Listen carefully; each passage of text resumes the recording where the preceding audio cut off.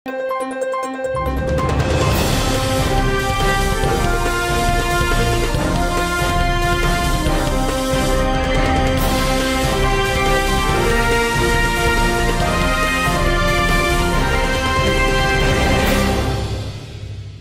आपण पाहताय कोकणचं नंबर 1 महा चॅनल कोकण साध लाईव्ह. बातमीपत्रात आपलं स्वागत. सुरुवात करूया हेडलाईन्सनं. दोडामार्ग ग्रामीण रुग्णालयाला वाली कोण? कला शिक्षक मूर्तिकाराच्या गणेश शाळेचं रौप्य महोत्सवी वर्ष. आणि दोडामार्गात बाजारपेठा सजल्या, मात्र ग्राहकांची पाठ. आता पाहूया सविस्तर बातम्या. इको फ्रेंडली गणपतीचं माहेर हे सिंधुदुर्गच असल्याचं मत मालवण सर्जीकोड येथील युवा मूर्तिकार जनार्दन आजगावकर यांनी व्यक्त केलं आहे.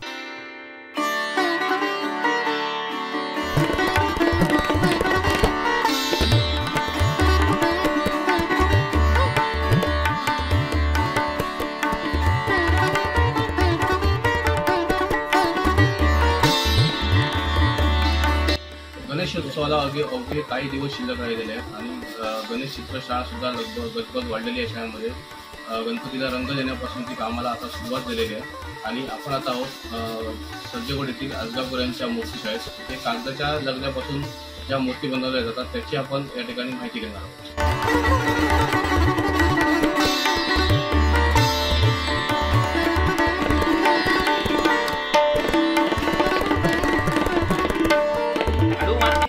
ह्याची किंमत कमी होऊ शकणार नाही, कारण ह्याचा जो पिरियड आहे म्हणजे मेहनत आणि मूर्ती तयार होण्याचा कालावधी हो शाडू मातीपेक्षा ट्रिपल आहे. शाडू मातीची एक दिवसात एक व्यक्ती एक मूर्ती फिनिशिंग करू शकता, पण ह्याच्या एका व्यक्तीक साधारण 3 दिवस फिनिशिंगला लागतात. तसंच शाडू माती एका साच्यातून बाहेर काढताना एक साचा भरून झाल्यानंतर अर्ध्या पाऊण तासात 1 तासात आपण बाहेर काढू शकतो. ही तीच मूर्ती आपण 3 ते 4 दिवस साच्यातच ठेवची लागतात. त्यामुळे साच्याचा कॉस्टिंग आणि लेबर कॉस्ट त्याच्यामुळे ही मूर्ती थोडीशी एक महाग भरपूर होई, पण आम्ही त्या प्रकारे महाग घेणार नाही. एक मातीची मूर्ती जर समजा एक अप्रॉक्सिमेट 5,000 ने मिळतात, तर ही नक्कीच आम्ही 7,000 ते 8,000 ने देतो. अशा प्रकारचा एक रेशो आपण ठेवलो. आणि सगळ्यात मोठी मूर्ती 6 फुटाची आहे. ती मी आणि माझा भाऊ दोघं इझिली उचलतो. गेल्या वर्षी आमची एक 5.5 फुटाची मूर्ती होती, ती आमच्या 2 बहिणींनी उचलली. म्हणजे पूर्ण लेडीज पण ते 2-5.5 फुटाची मूर्ती उचलतात. त्यामुळे एवढी हलकी आहे. 3-3.5 फूटची मूर्ती 2 लहान मुला उचलू शकतात. काही जणांच्या घरात मनुष्यबळ थोडा कमी असता. मुंबईत राहणारे लोक असतात, ते गावात फक्त चतुर्थीसाठी येतात. त्याच्यात एकच पुरुष व्यक्ती आहे. मग त्यांना मूर्ती जर 2.5-3 फुटाची जरी पुजूची तरी स्वतः ते एक व्यक्ती आणि एक त्यांचं छोटं मुलगो, स्वतः घरातली त्यांची बायको अशी पण ही मूर्ती आपण उचलून घरात नेऊ शकतो. त्या दिवसात कसं असतं, प्रत्येकाच्याच घरात गणपतीचा उत्साह असतो. त्यामुळे कोण आपल्याकडे पटकन येत असं आपण वाट बघत राहण्यापेक्षा ह्या मूर्तींकडे आपण वळलेला खूप चांगला असं. या व्यवसायात म्हणण्यापेक्षा आम्ही एक साधारण 5 वर्षापूर्वी 6 वर्षापूर्वी गणपती करू चालू केलं. त्यावेळीची स्टोरी म्हणजे काय, पीओपी आमका नको होतो घरात. आमचं कायमस्वरूपी पीओपीच गणपती असल्यामुळे एक काळ इलो ज्यावेळी आमका विसर्जन सुलभ झाला ना, अख्खी मूर्ती आपल्या किनाऱ्यापर्यंत येऊन लागलेली. त्यामुळे त्या वाईट वाटला त्यावेळी. त्यानंतर आम्ही स्वतःहून ट्राय केलं की ही लगद्याची मूर्ती करू काय होऊ शकता, कशा पद्धतीचं आपण ह्याच्यात करू शकतो. त्याच्यात आमका काही पेंटर यांनी आमका चांगलं मार्गदर्शन केलं. म्हणजे केळुसकर सर म्हणा, किंवा आपले गावडे पेंटर, किंवा कुडाव पेंटर, किंवा माळगावकर सर, अशा काही पेंटरांनी आमका खूप चांगल्या ह्याच्यात मार्गदर्शन केलं. ज्यांका इको फ्रेंडली विषयातला अनुभव पण होतो. एक त्या मार्गदर्शनापुढे आपण एक 5 वर्ष ही पहिली अगोदर 6 वर्ष म्हणजे पहिला 1-1.5 वर्ष आम्ही फक्त ट्राय अँड एरर मध्येच केलं. 1-2 मूर्त्या करून बघितलं, त्यांना दाखवलं, असं केलं. आणि त्यानंतर मग आम्ही पुढे एक 5 वर्ष हे आता करतो. चित्रकलेची आवड पूर्णपणे होती. लहानपणापासून शाळेत चित्रकला ही आमका चांगलीच आवडा आणि त्यामुळे असं वाटलं की आम्ही करू शकतो. मग आपण जेव्हा अनुभव घेतो तेव्हाच काहीतरी समजतात. तेव्हा मग आम्ही अनुभव घेतलो. पहिली माहिती घेतल्यानंतर अनुभव घेणं फार गरजेचं आहे. म्हणाल तर 1-1.5 वर्ष आम्ही अनुभवामध्ये घालवलं. आता घरातल्यांची साथ म्हणाल तर सगळी जण आमका चांगलं सपोर्ट करतो. सगळ्यात महत्वाचं म्हणजे आम्ही सगळे भाऊ, सगळे बंधू, सगळे भावच मिळून ह्या सगळं काम करतो. त्या निमित्तानं आम्ही सगळे एकत्र असतो. हे 1.5-2-3 महिने आम्ही एकत्र येऊन ह्या सगळं काम करतो. ह्याचं पण फार आनंद हा. घरातले आमचे वडील, काका किंवा आई हे पण आमका थोडीफार म्हणजे प्रॅक्टिकली म्हणजे डायरेक्टली जरी मदत नाही केल्यान तरी त्यांची इनडायरेक्ट ही काहीतरी मदत आमका ह्या क्षेत्रात असाच. ही कागदी लगद्याची मूर्ती म्हणजे आपण सगळ्यांका वाटतं की कागदच पूर्ण ह्याच्यात असा की काय पूर्ण कागदच भरलेलो, तर तसो विषय नसता. ह्याच्यात पूर्णपणे माती म्हणजे शाडू माती आपली आणि कागदाचो लगदो ह्यो काही प्रमाणातच वापरला होता. साधारण म्हणाल जर तर एक 60-40चा जर आपण रेशो पकडलो, 60% आपण माती वापरतो आणि 40% आपण पेपर वापरतो. म्हणजे त्याच्याही पेक्षा कमी थोडंसं म्हणजे 70-30 पण करू शकतो. जेवढं पेपर जास्त वापरायचं तेवढी त्याला स्ट्रेंथ जास्त येतात. मग पूर्णपणे मूर्ती तुम्ही बघितलात तर मातीसारखीच मूर्ती दिसता. आणि ह्या रेशो आपण हो कशा वापरतो असं तर पेपर असल्यामुळे त्याला स्ट्रेंथ येतात.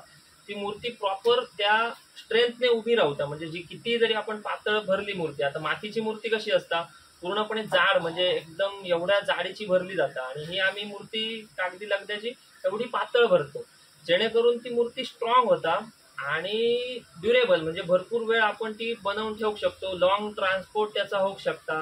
म्हणजे ओव्हरसीज म्हणजे आपण बाहेरच्या देशात पण ह्याचा ट्रान्सपोर्ट करू शकतो. मुंबईत पण आमचे मूर्ती गेले. त्यामुळे ह्या स्ट्रेंथसाठी आणि एक इको फ्रेंडली ह्या विषयात अनुसरून म्हणून हे मूर्ती सगळ्यात जास्त आता सगळ्या ठिकाणी आवडतात. याच्यात कागदाचो प्रकार म्हटला तर एक आपण न्यूजपेपर वापरू शकतो, पण तो आम्ही वापरणार नाही कारण त्याच्यापासून असं म्हटलं जातं की त्याच्या जी शाई आहे ती पाण्यात विरघळल्यामुळे तिकडचं जनजीवन हा पाण्यातला विस्कळीत होता. त्यामुळे आम्ही काय करतो, पुठ्ठो असतं कागद म्हणजे आपण बॉक्स करोगेटेड बॉक्स वापरतो घरात. त्या करोगेटेड बॉक्सचो लगदो बनवलो की तो जास्त स्ट्रेंथचा होता आणि त्याच्या शाई पण नसता. त्यामुळे तो आम्ही ह्या प्रकारात वापरतो. ह्याच्यात कागद आणि शाडू माती आणि त्याका पूर्ण बाइंडिंग मटेरियल म्हटलं तर एक डिंक, झाडाचो डिंक वापरला होता. म्हणजे जेणेकरून आपण माती ज्या ठिकाणी मळतो म्हणजे जी आपली शाडू माती मळताना इतर मूर्तिकार काय करतात पाणी वापरतात, पण आम्ही त्याच्यात डिंक वापरतो जेणेकरून ती एकदम स्ट्रॉंग होता. अजिबात त्याका भंग म्हणजे क्रॅक्स होणार नाही किंवा मोडणार नाही असं. आता हे साचा म्हणजे ह्याका नॉर्मलच साचा वापरले जातात जेणेकरून प्लॅस्टरचे साचा म्हणजे जे मातीचे गणपती जास्त करून सगळे मूर्ती का वापरतात त्याच प्रकारचे हे सुद्धा साचा असतात. फक्त एका रबर मोल्ड वापरू शकणार नाही किंवा फायबर मोल्ड वापरू शकणार नाही कारण त्याच्यात पाणी सुकणार नाही, हे गणपती सुकणार नाही अजिबात. पण साच्यांचा प्रश्न म्हणजे असं की हे कागदी लगद्याची मूर्ती असल्यामुळे एकदा साच्यात भरल्यानंतर कमीत कमी किती मोठी किती छोटी मूर्ती असताना कमीत कमी 3 दिवस कमीत कमी ठेवची लागतात. जेवढी हाईट मूर्तीची वाढली, जेवढं घेर वाढलो तेवढी त्याची साच्यात भरून 4 दिवस 5 दिवस अशी ठेवची लागतात जेणेकरून ती साच्यात सुक्का हवी आणि नंतर आम्ही ती बाहेर काढतो असं. आता मागणीचा म्हणाल ह्या मूर्तींबद्दल तर आता पेणला आपण गणपतींचा माहेरघर म्हणतो, पण ते पीओपी प्लॅस्टर ऑफ पॅरिसचे गणपती झाले. पण इको फ्रेंडली गणपतींचा माहेरघर जर म्हणाक गेला तर आपलं सिंधुदुर्ग आणि मालवण ह्या खरोखरच इको फ्रेंडली गणपतींचा माहेरघर आहे. ह्याचं कारण म्हणजे सिंधुदुर्गात असलेले प्रत्येक मूर्तिकार खयच्याही गावात कानाकोपऱ्यात जरी तुम्ही गेलात तरी प्रत्येक गावात 2 ते 3, 4, 5 शाळा हे असतच गणपतीची शाळा. आणि आपल्या सिंधुदुर्गात गणपतीची शाळा असं म्हटलं जातं. शाळा म्हणजे काय, ज्या ठिकाणी मूर्ती घडतात. बाकी मुंबई म्हणा किंवा बाकी पेणला म्हणा गणपतीचा कारखाना असं म्हटलं जातं. कारखाना म्हणजे तो पूर्णपणे एक कारखानदारी येईल त्या ठिकाणी. पण ही आपल्याकडे गणपतीची शाळा असल्यामुळे लहान मूर्ती मोठी मूर्ती किती मूर्ती असते ते आम्ही घडवतो, पूर्णपणे मूर्तिकार स्वतः घडवतं. आणि ह्याची मागणी आज जरी कमी असली म्हणजे पीओपी एवढी जरी नसली तरी पुढच्या काळात ह्याची मागणी एवढी वाढायला हवी. आजच्या सध्याच्या साधारण म्हणाल ह्या 2-4 वर्षात तर हे आमचे मूर्ती मुंबई हैसून जातात, त्यानंतर पुण्यात जातात, बेंगलोरला जातात, गोव्यात तर पूर्णपणे पीओपी बॅन असल्यामुळे थैसर जातात. आणि यंदा ह्याच वर्षी एक USA आमची छोटी मूर्ती गेली, पण यंदा गेली. पुढच्या वेळी अजूनही आम्ही त्याच्यात प्रयत्न करून मोठे मूर्ती पण बाहेरच्या देशात पण पाठवण्याचा प्रयत्न करतलो आणि मागणी थंय त्या देशांमध्ये जास्त का आहा तर इको फ्रेंडली हो पूर्णपणे 100% इको फ्रेंडली असल्यामुळे हे मूर्ती त्या देशांमध्ये भरपूर वापरले जातात. कारण ह्याचा जो विसर्जन आता एकदम सुलभ होता, पीओपीचं विसर्जन होणार नाही, त्यामुळे मागणी म्हणाल तर सध्या जरी एक पीओपीच्या 20% असली, पीओपी 80% चालतं, हे 20%, तर नक्कीच अजून येणाऱ्या पुढच्या 5 ते 6 वर्षात ह्याची मागणी 70-30 तरी होतली. आमचे हे इको फ्रेंडली मूर्ती 70%, पीओपीचे 30% होतले. याच्यासाठी पूर्ण सिंधुदुर्गातल्या मूर्तिकारांनी प्रयत्न करू हे सगळ्यांनी इको फ्रेंडली वरती भर देऊ भाई. आता आमच्या तर गणपती शाळेत बघितलात तर गेल्या वर्षी काही जणांचे प्लॅस्टरचे मूर्ती होते, त्यांच्यानी स्वतःहून आणून दिलेले आमका पेंटिंग करून द्या, पण त्यांना पण यावर्षी आम्ही असं कन्वर्ट केलं, थोडासा 1-2-4 हजार रुपयाचं पुढे मागे करून थोडं ते प्लॅस्टरचे स्वस्त पडतं म्हणून त्याच्याकडे लोक वळायचे. आता आम्ही त्यांना तेच 1000-2000 जास्त थोडेसे वाढवून घेतले आणि त्यांना महत्व पटवून दिला आणि प्लॅस्टरच्या कामासारख्याच पूर्णपणे फिनिशिंग आणि प्रॉपर त्या गणपतींचं ढाचा जो गणपती आपण पीओपीचे बघतो त्याच प्रकारचे गणपती त्यांना आम्ही या मटेरियल मध्ये दिले. त्यामुळे आता मागणी वाढतली 101%.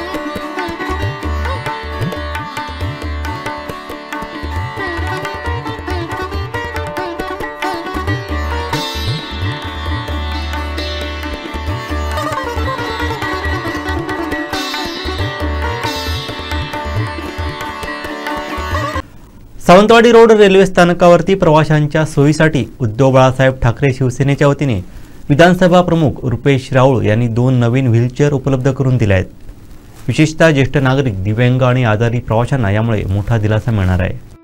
गेल्या काही दिवसांपासून प्लॅटफॉर्म क्रमांक 3 वरती जाण्यासाठी वृद्ध आणि दिव्यांग प्रवाशांना मोठ्या अडचणी येत होत्या. या गैरसोयीची दखल घेत शिवसेनेचे राऊळ यांनी रेल्वे अधिकाऱ्यांशी चर्चा केली होती. या चर्चेतून व्हीलचेअर देण्याचा निर्णय घेण्यात आला. आज प्रत्यक्ष तुतारी एक्सप्रेस सुटण्यापूर्वी या व्हीलचेअर रेल्वे स्थानक प्रमुख अधिकाऱ्यांकडे सुपूर्द करण्यात आल्या. याप्रसंगी माजी सभापती रमेश गावकर, व्यक्ती सरपंच गुणाजी गावडे, आरोंदा उपसरपंच आबा केरकर, कोकण रेल्वेचे area supervisor Vijay Samant, senior station master Dinesh Chavan, on duty station master Anuradha Pawar, commercial senior clerk Laxman Parab, शिवसेनेचे विभाग प्रमुख सुनील गावडे, विनोद काजरेकर, संजय तानावडे, संतोष गावडे, सचिन मुळीक, रोहन मल्हार आदी उपस्थित होते. 8 दिवसापूर्वी मी या स्टेशनला सावंतवाडी स्थानकावर आलो होतो काही कामानिमित्त आणि इथल्या महत्त्वाची अडचण जी आहे, या ठिकाणी गणेशोत्सव आपला मोठा सर्वात म्हणजे सणासुदीचा सर्वात मोठा सण गणेशोत्सव जवळ येतो आहे आणि मोठ्या संख्येने यजमानी चाकरमानी या ठिकाणी येत असतात. तर या ठिकाणी येत असताना मोठी समस्या इथे होती की एखादी अपंग व्यक्ती आल्यानंतर त्यासाठी व्हीलचेअर नव्हत्या, तर त्या देण्यात याव्या अशा तऱ्हेची सूचना जी इथल्या स्टेशन कर्मचारी असतील त्यांच्याकडून करण्यात आली आणि त्या पद्धतीत आणि काही समस्या इथल्या मांडण्यात आल्या. ATM नाही आहे, गैरसोय होते, एखादा तिकीट काढायला आला तर अशा तऱ्हेच्या समस्या मांडण्यात आल्या. मला वाटतं याच्यातलं गांभीर्य खूप महत्त्वाचं आहे की एखादी अपंग व्यक्ती इथं उतरल्यानंतर किंवा बसायला आल्यानंतर त्याला एक चेअर नाही आहे न्यायला जायला यायला, त्याची परिस्थिती काय होते याची गंभीरता इथल्या कोणाला दिसली नाही प्रशासनात. त्याच्यामुळे त्यांनी ज्या पद्धतीने माझ्याकडे सूचना मांडली त्या पद्धतीत शिवसेना उद्धव बाळासाहेब ठाकरे पक्षाच्या वतीने मी त्यांना ह्या चेअर देण्याचं आश्वासन केलं आणि ते आज आश्वासन आम्ही सर्व पदाधिकारी इथे उपस्थित राहून पूर्ण केलेलं आहे. शहरात कोलगाव दरवाजा येथे गटार सफाई नीट न झाल्यानं रस्त्यावरती पाण्याचं साम्राज्य निर्माण होत आहे. याबाबत तीव्र नाराजी व्यक्त केली जाते.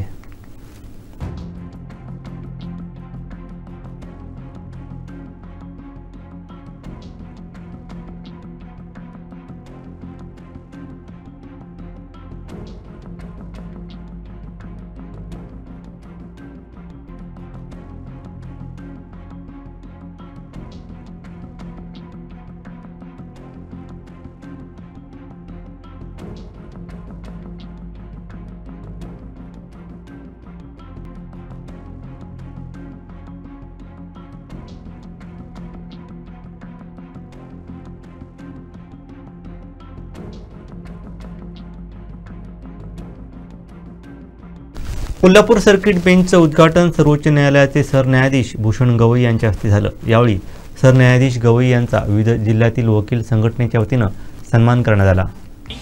ॲडव्होकेट परिमल नाईक, अध्यक्ष सिंधुदुर्ग जिल्हा वकील संघटना ॲडव्होकेट अशोक वाघमोडे, अध्यक्ष सांगली जिल्हा वकील संघटना ॲडव्होकेट सयाजी घाडगे, अध्यक्ष सातारा जिल्हा वकील संघटना ॲडव्होकेट विलास पाटणे, अध्यक्ष रत्नागिरी वकील संघटना ॲडव्होकेट विकास भोसले, अध्यक्ष पंढरपूर वकील संघटना तसेच ॲडव्होकेट अमोल सामंत सिंधुदुर्ग जिल्हा वकील संघटना यांना विनंती करतो की त्यांनी भारताचे सरन्यायाधीश आदरणीय भूषण रामचंद्र गवई साहेब यांचा शाल, स्मृतिचिन्ह, पुष्पहार देऊन सत्कार करावा। कोल्हापुरात उच्च न्यायालयाचं खंडपीठ होण्याचे संकेत सरन्यायाधीश गवई यांनी दिल्यानं त्यांचे ऋण व्यक्त करण्यात आले।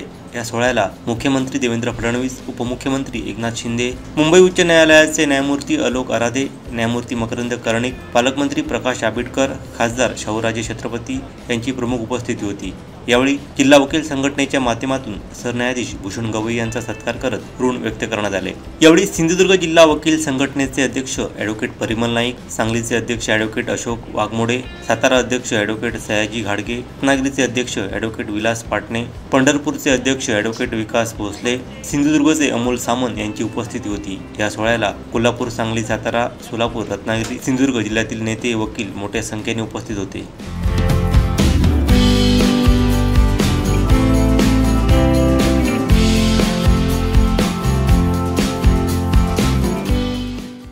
गणेश चतुर्थीच्या पार्श्वभूमीवरती दोडामार्गमध्ये बाजारपेठा सजल्या आहेत, मात्र बाजारपेठेत उत्साहाचं वातावरण नसून विक्रेतेही चिंतेत आहेत।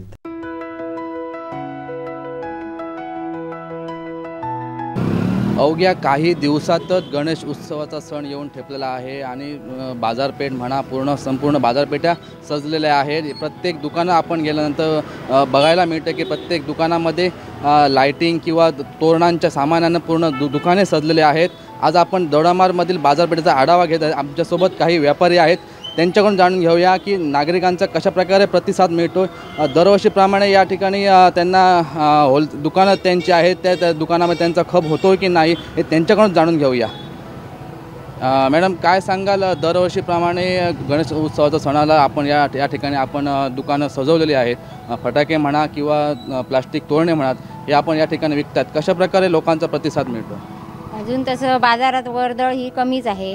पाऊस कालपर्यंत असल्यामुळे आज थोडा पाऊस कमी झाला आहे, त्यामुळे कालपासूनच आम्ही दुकान लावलं आहे। दरवर्षीप्रमाणे गिराईक होईल असं या आशेने सगळा माल आम्ही भरलेला आहे, पण बघू आता ह्या 2-3 दिवसात पाऊस कमी असला आणि गणपतीच्या ह्याने जर म्हणजे आशेवर आम्ही आहोत की होईल आम्हाला गिराईक, आता त्याप्रमाणे आम्ही तयारी करून थांबलो आहे, पण तर गिराईकाची वाट बघतोय।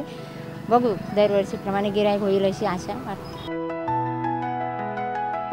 काय सांगाल, गणेश उत्सवाचा सण आहे आणि आपलं कपड्याचं दुकान आहे, कशा प्रकारे लोकांचं सहकार्य मिळतं? नमस्कार, मी सुदेश मळिक, मराठा व्यापारी अध्यक्ष। आम्ही असं सांगतो काहीतरी ह्या 8 दिवस पूर्वी पावसाने एवढं झोडपलेलं आहे की काय होतं आहे काय सांगता येत नाही। आम्ही लाखोनी म्हणजे एवढं कर्ज हे ते करून एवढा महाल आणलेला आहे आणि महाल आणून तेवढं काय अजून गिराईक स्टार्ट नाही झालेलं आहे। काय परिस्थिती पुढे होणार काय समजत नाही आणि आज एवढं आम्ही लॉस करून सुद्धा माल विकायची आमची तयारी आहे, कारण मार्केटमध्ये गिराईक पण नाही काय पण नाही, अजून काही मार्केटचं काही दिसत नाही। ह्या 4 दिवसात काय होईल त्याच्यावर आम्ही उद्या आम्ही कर्जबारी झालं तर आमच्यावर एवढं टेन्शन आमच्यावर आहे।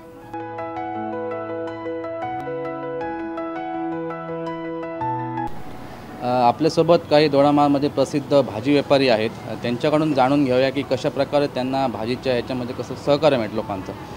दादा, काय सांगाल, गणेश चतुर्थीचा सण आहे, अवघ्या काही दिवसात येऊन ठेपलेला आहे आणि आपलं भाजीचं दुकान या ठिकाणी आहे, होलसेल रिटेलने सगळं आपण ह्या प्रकारे भाजी विकतायत। काय सांगाल, कशा प्रकारे लोकांचं वर्दळ आहे आणि सहकार्य मिळतं लोकांचं? दरवर्षी आपण पाहतो की बाजारामध्ये लोकांची वर्तणूक जास्त असते, भाजी लोक मोठ्या प्रमाणात घेतात, बाजारात गर्दी प्रचंड असते। पण ह्यावर्षी पाहण्यात आलं की लोक बाजारात जरा कमी येतात, कारण काय, पाऊस पडतो आहे, पावसामध्ये लोकांना येणं पॉसिबल होत नाही, त्यामुळे लोकांची वर्तणूक बाजारामध्ये कमी आहे। भाजी आपण दरवर्षीप्रमाणे मोठ्या प्रमाणात आणतो, पण लोक बाजारात काही दिसत नाही, त्यामुळे भाजीचं प्रमाण खपत होतो आहे, पण दरवर्षीप्रमाणे जास्त काही होत नाही आणि लोक जास्त बाजारात दिसत नाही। साधारण 4 दिवसात कसा परिणाम होईल तुमच्या मार्केटवर? माझी अपेक्षा तरी कशी आहे की आता चतुर्थी 3-4 दिवसामध्ये आली आहे, आता रविवार बाजार आला आहे, बाजारामध्ये लोक यायलाच पाहिजे आणि सोमवार आणि मंगळवार 2 दिवस राहिले, त्याप्रमाणे लोक अपेक्षा करतो की बाजारामध्ये येऊन आपलं खपत खरेदी वाढली पाहिजे.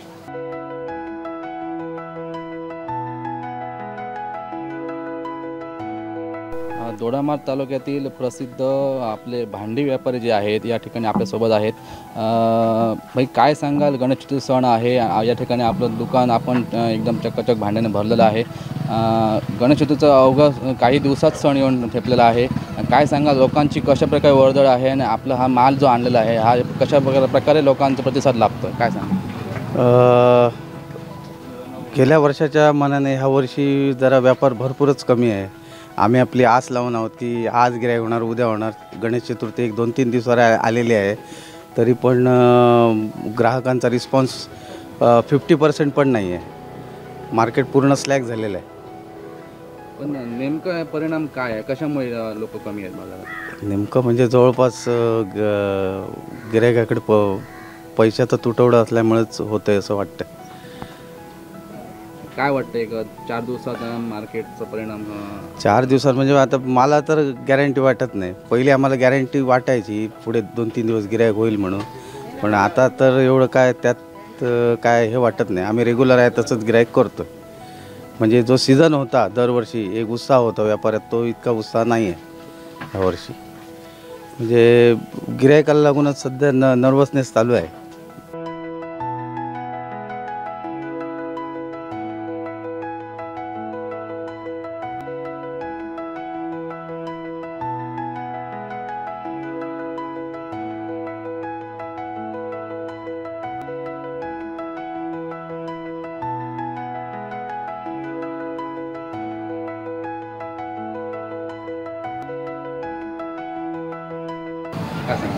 नमस्कार.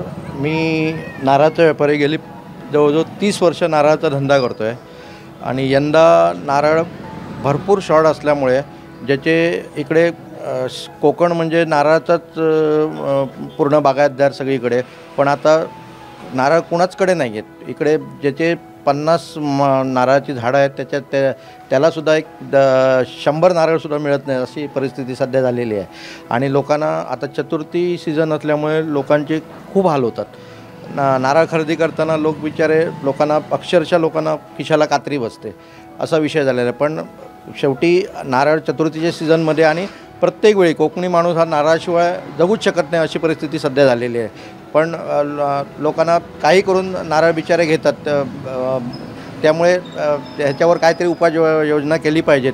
आणि मेन म्हणजे हे जे छोटे माकड आहेत ते प्रत्येक नारळावर चढून नारळाची नासधूस करतात. त्याच्यावर काहीतरी सरकारने उपाययोजना केली पाहिजेत.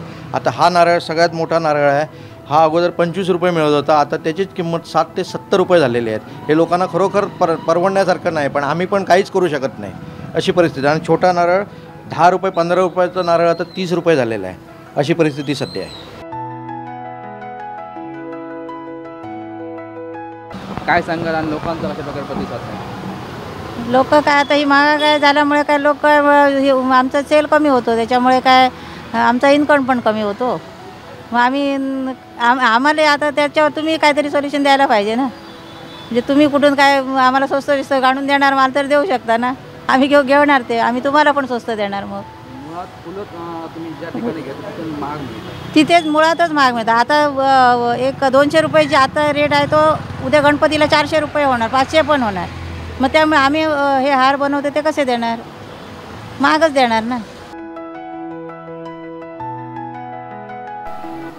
आता काय सांगा, गणेश उत्सवाचा सण काही दिवसात येऊन ठेपलेला आहे.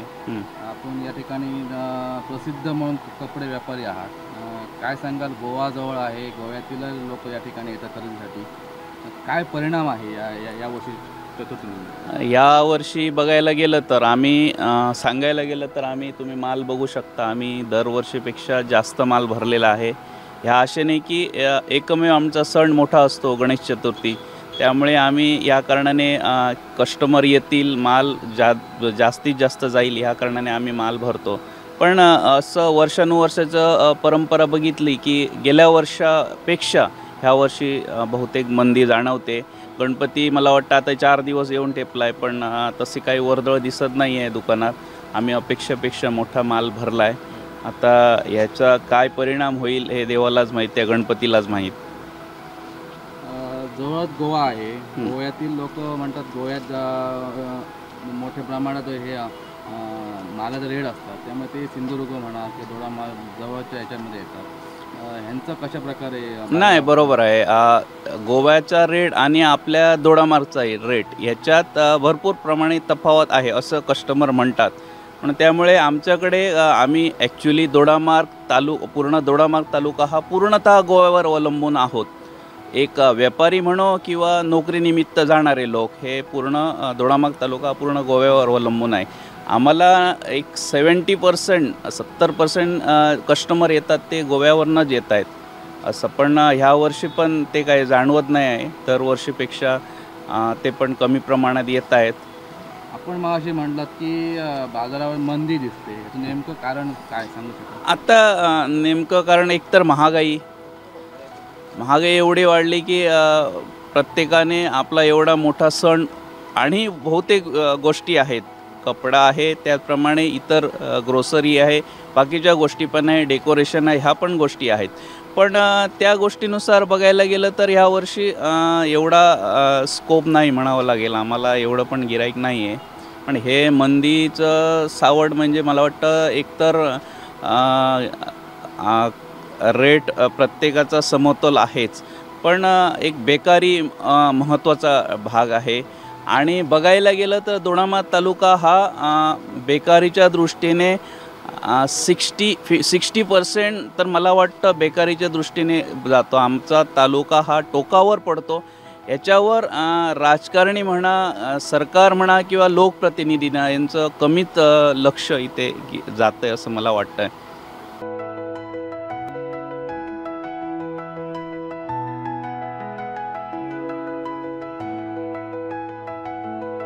निश्चितच मी आता या मोबाईल धंद्यात जवळजवळ 17 वर्ष मोबाईल धंदा माझा चालू आहे. दरवर्षी चांगलीच चतुर्थी, गणेश चतुर्थी निमित्त चांगलीच खरेदी लोक करतात. आमच्याकडे इकडचे जवळपास गोवा असल्यामुळे बरेचसे कस्टमर गोव्यातले येतात, इकडचे येतात. चांगल्या पद्धतीने सपोर्ट असतो. पण यंदा जरा थोडंसं बाजारपेठेतच मंदी असल्यामुळे क्या सांगू शकत नाही निश्चित कारण, पण थोडी मंदी आहे. आम्ही गणेश चतुर्थीनिमित्त मोबाईल खरेदीवर भरपूर ऑफर लावलेले आहेत. ऑफरचा लाभ चालू आहे, 26 तारखेपर्यंत ऑफर चालू असणार आहे. परंतु सध्याची परिस्थिती कशी माहीत आहे की मोठ्या मार्केटमध्ये मोठे दुकानदार मोबाईलचेच म्हणा किंवा इतर म्हणा, आता रील्सद्वारे वगैरे इतर पद्धतीने एका मोबाईलवर 15 गिफ्ट लावतात, 20 गिफ्ट लावतात. त्याचा निश्चित परिणाम आमच्यासारख्या छोट्या रिटेलरना होत आहे आणि तो पुढेही होणार आहे. कारण आता पुढे दिवाळी पण येत आहे. दिवाळीला ते आजचे 20 गिफ्ट उद्या ते 40 गिफ्ट लावतील, पण ते शक्य छोट्या रिटेलरना आमच्यासारख्या रिटेलरना शक्य नाही ते. त्यामुळे जरासा आम्हाला परिणाम जाणवतो आहे निश्चित.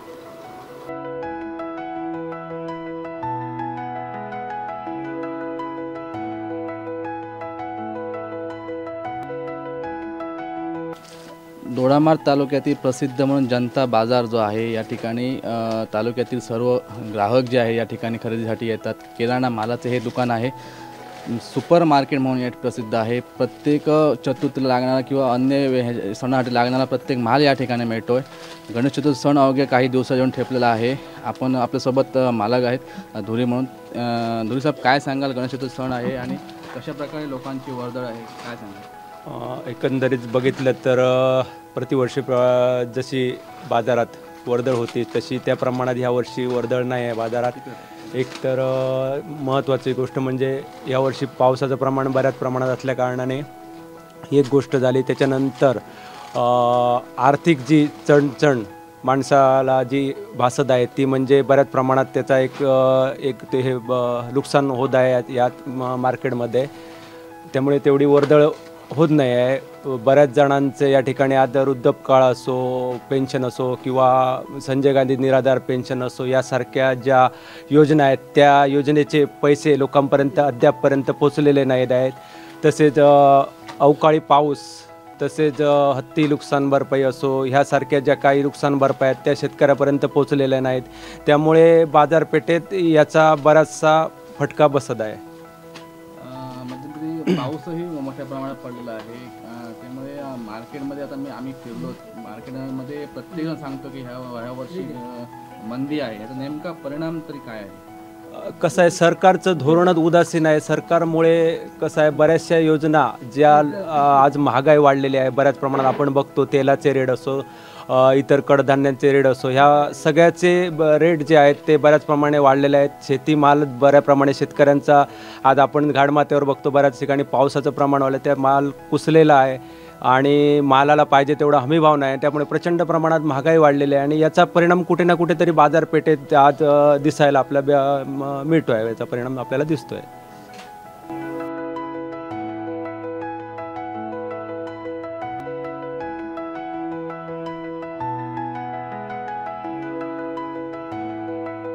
काही दिवसांमध्ये पण ठरलेलं आहे. आपण या ठिकाणी लाईटिंगची लगबग या ठिकाणी पाहायला मिळते.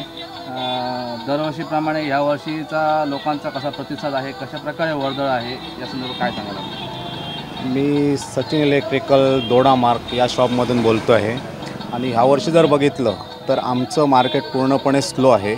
एक वर्ष आम्ही कसा धंदा चालवतो आहे, पण अजून आता गणपती अवघ्या 4 दिवसावर आला आहे, तरी पण अजून माणसांची ज्या प्रकारे वर्दळ पाहिजे होती ती वर्दळ नाही आहे. त्याच्यामुळे आम्हाला असं वाटतं आहे की माणसं मार्केटमध्ये कधी येतील आणि कधी माल आमचा घेऊन जातील. एवढ्या लाखोंचा माल आम्ही दुकानामध्ये आणला आहे, त्याच्यामुळे एवढी भीती निर्माण झाली आहे मनात की आम्ही आणलेला माल कसा संपणार आणि मार्केटात माणसं कधी येणार, हा प्रश्न आमच्या मनासमोर परत येतो आहे. सोशल मीडियावर ज्या प्रकारचे ॲटम्स दाखवले जातात त्याचा तुम्हाला इलेक्ट्रिकल दुकान व्यवसायाने असा थोडा फटका बसतो का? तुमचं काय प्रतिक्रिया आहे त्यावर? सोशल मीडियावर जे लायटिंगचे आयटम दाखवले जातात किंवा इलेक्ट्रॉनिक वस्तू, त्याचा भरपूर प्रमाणात म्हणजे या मार्केटला, म्हणजे आपल्या जिल्ह्यातलं म्हणा किंवा गावातल्या मार्केटच्या याच्यामध्ये बघितलं तर खूप फरक पडतो. कारण रेटमध्ये एवढा डिफरन्स असतो आणि डायरेक्टच आम्ही कसं आमचं बघितलं गेलं तर आमचं दुकानाचं भाडं, दुकानात असलेली माणसांचा पगार, सगळं हे मॅच होत नाही. आणि आजकाल जर सोशल मीडियावर बघायला गेलं तर डायरेक्टच रेट दाखवले जातात आणि रील्स मार्फत ते वस्तू घेतले जातात. पण तीच वस्तू सोशल मीडियावर दाखवली ती हुबेहूब तशी नसते, ती म्हणजे लोकांना कळत नाही. हुबेहूब फोटोवर वेगळे दिसते आणि प्रत्यक्षात आल्यावर वेगळी दिसते. पण लोकांचं काय, रेट कमी आहे आणि ती वस्तू घेतली जातात. नंतर कंप्लेंट असतात की अशा वस्तू आपल्याला भेटलात म्हणून. तरी पण सोशल मीडियावर प्रत्येक माणसाचं जास्त प्रमाणात खरेदी ही झाले दिसून येते.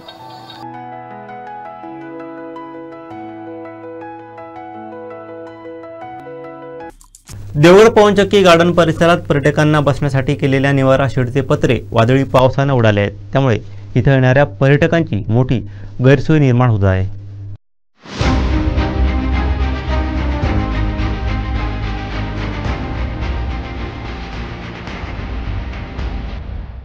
गेले काही दिवस पडत असणाऱ्या मुसळधार पावसामुळे आज आपण या ठिकाणी गार्डन परिसरात आहोत. देवगड पवनचक्की गार्डन परिसर आहे. या ठिकाणी जे आहे ते निवारा शेड जे आहे ती उडून गेलेले आहे, त्याचे पत्रे या ठिकाणी आपण पाहू शकता कशा प्रकारे या ठिकाणी जे निवारा शेडचे जे पत्रे आहेत ते उडून गेले आहेत पावसामुळे आणि अजूनपर्यंत त्या या ठिकाणी पत्रे काही लागलेले दिसत नाही आहेत. आलेल्या पर्यटकांना या ठिकाणी निवारा शेड नसल्यामुळे पाऊस आल्यावर थांबायचं कुठे, हा नेमका प्रश्न निर्माण झालेला आहे.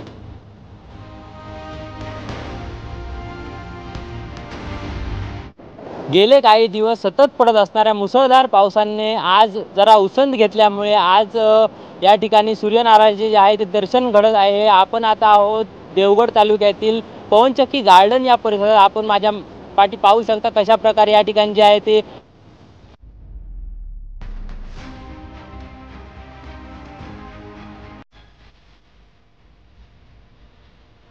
पावसाने थोडी उसंत घेतल्यामुळे या ठिकाणी आपल्याला सूर्यनारायणाचे दर्शन जे आहे ते घडत आहे आणि या ठिकाणी जो आहे तो आल्हाददायक जे आहे ते वातावरण निर्माण झालेले आहे. पाहू शकता कशा प्रकारे या ठिकाणी जे आहे ते समुद्राने देखील थोडं त्याचं आणि या ठिकाणी जे आहे ती थोडे पर्यटक देखील या वातावरणाचा आनंद घेण्यासाठी पवनचक्की गार्डन या परिसरात भेटी देखील देत आहेत. कॅमेरामॅन साहिल बागवेसह नागेश दुखंडे, कोकण 7 लाईव्हसाठी देवगड. भाजपात कमबॅक झाल्यानंतर युवा नेते विशाल परब यांनी प्रथमच वेंगुर्ला तालुका भाजप कार्यालयाला भेट देत पदाधिकारी व कार्यकर्त्यांशी संवाद साधला. यावेळी वेंगुर्ला तालुक्यात 1 नंबरवर असलेला भाजप पक्ष आगामी नगरपालिका व जिल्हा परिषद पंचायत समितीत अग्रेसर ठेवण्यासाठी अधिकची ताकद दिली जाईल असं प्रतिपादन विशाल परब यांनी यावेळी केलं.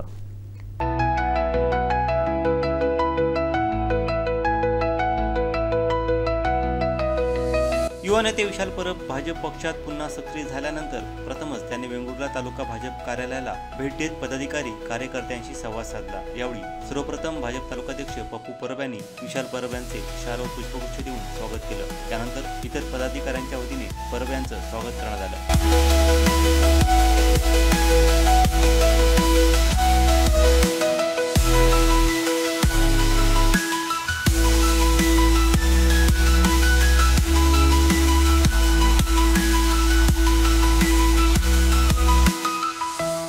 तालुक्यावरील पदाधिकारी हे सुद्धा गावागावामध्ये आम्ही येत असतो. त्यावेळी सुद्धा आपण सर्वांनी उत्स्फूर्तपणे जे आपले भारतीय जनता पार्टीचे नेते मंडळी त्या गावामध्ये येतील, त्या भागामध्ये येतील, त्यावेळी सुद्धा आपण सर्वांनी जास्तीत जास्त उत्स्फूर्तपणे उपस्थित राहून आपण देवदर्शन जास्तीत जास्त सर्वसामान्य कुटुंब म्हणजे आपल्या कार्यकर्त्यांकडे आपण जाऊ, परंतु त्या तुमच्या भागातील जे सामाजिक क्षेत्रामध्ये जे मोठी माणसं असतात किंवा सामाजिक कार्यकर्ते असतात त्यांच्या घरापर्यंत सुद्धा त्या नेते मंडळींना घेऊन चला. असे बरेचसे मानकरी मंडळी असतात की त्यांच्याकडे सुद्धा जाणं अत्यंत गरजेचं असतं. अशा ठिकाणी आपले जे वेगवेगळे नेते येतील त्या नेत्यांना तिथपर्यंत घेऊन चला अशी मी आपल्याला विनंती करतो. येणाऱ्या गणेशोत्सवाच्या आपल्याला सर्वांना शुभेच्छा देतो. विशाल परब साहेबांचा सुस्वागत मागे परत ते भारतीय जनता पार्टी पक्षात सक्रिय झाल्याबद्दल आमच्याकडून त्यांना खूप खूप शुभेच्छा. आत्ता वेंगुर्ला नगर परिषदेची निवडणूक तोंडावर ठेवलेली असताना त्यांचा प्रवेश हा आमच्या वेंगुर्ल्यासाठी खूप फायदेशीर आणि लाभदायक होईल याची खात्री आम्हाला आहे. रवींद्र चव्हाण साहेबांच्या म्हणण्याप्रमाणे 100% भाजप हे जे त्यांचं जे वाक्य आहे ते आपल्याला वेंगुर्ल्यात खरं करून दाखवायचं आहे. यासाठी आम्हाला यांचं सहकार्य बाईंचं मिळेल याची आम्हाला खात्री आहे आणि ते पूर्णपणे आमच्या वेंगुर्ला नगर परिषदमध्ये पूर्ण भाजपची सत्ता आणण्यासाठी आम्हाला नक्कीच मदत करतील याची आम्हाला खात्री आहे. त्यांना पुढील वाटचालीसाठी खूप खूप शुभेच्छा देतो. फक्त सांगतो त्याचा आता कमबॅक जे झालेलं आहे ते जबरदस्त होते. त्याच्यावरती सगळ्यांची आशा आहे. पक्ष आमची आमका खात्री आहे की जबरदस्त कमबॅक आहे. किती जबाबदारी म्हणजे काय तर वरिष्ठ पातळीवरून आलेल्या आदेशांचं पालन करून खालच्या कार्यकर्त्यांपर्यंत ते पोहोचवणं आणि आपला 1 नंबरचा पक्ष आहे तो 1 नंबरपेक्षाही चांगलं कसं काम करेल आणि तो टिकवून ठेवणं हे कर्तव्य आहे. म्हणून कार्यकर्त्यांना माझी एकच विनंती असेल की समर्थक बनू नका. कारण समर्थक बनल्यानंतर तुमचं सुद्धा राजकारणामधलं राजकीय जे प्राबल्य आहे हे तेवढंच राहील. पण जेव्हा पक्ष म्हणून ज्यावेळी आपण विचार करू तेव्हा निश्चितपणे मगाशी विचारलेली बोलले की ज्यावेळी आम्ही सुद्धा काँग्रेसमध्ये होतो, पहिले काँग्रेसमधनं ह्या भाजप पक्षामध्ये प्रवेश केला त्यावेळी सुद्धा ते सुद्धा एका कुठच्या तरी पदाधिकारी म्हणून होते. मी सुद्धा एक त्यांच्या खालचाच पदाधिकारी म्हणून होतो. पण पक्षामध्ये जर प्रामाणिकपणे काम केलं असेल तर निश्चितपणे त्या पक्ष त्या व्यक्तीची दखल घेतो आणि त्याच्या कार्यकौशल्यावर त्याला त्या पदावर बसवण्याची जबाबदारी पक्ष करत असतो. म्हणून खास करून हा युवा वर्ग तुमच्याशी खास जोडलेला आहे. तर युवा वर्गाला सुद्धा एक विनंती आहे की युवा वर्ग हा येतोय तो तुम्ही आल्यानंतर किंवा असं चित्र दिसता कामा नये. भविष्यामध्ये पक्षाच्या माध्यमातून ज्यावेळी मेसेज आपल्या कार्यालयामधून जाईल त्यावेळी ती जबाबदारी समजून त्याने आपल्या कार्यालय किंवा पक्षाचा आदेश पाळला पाहिजे.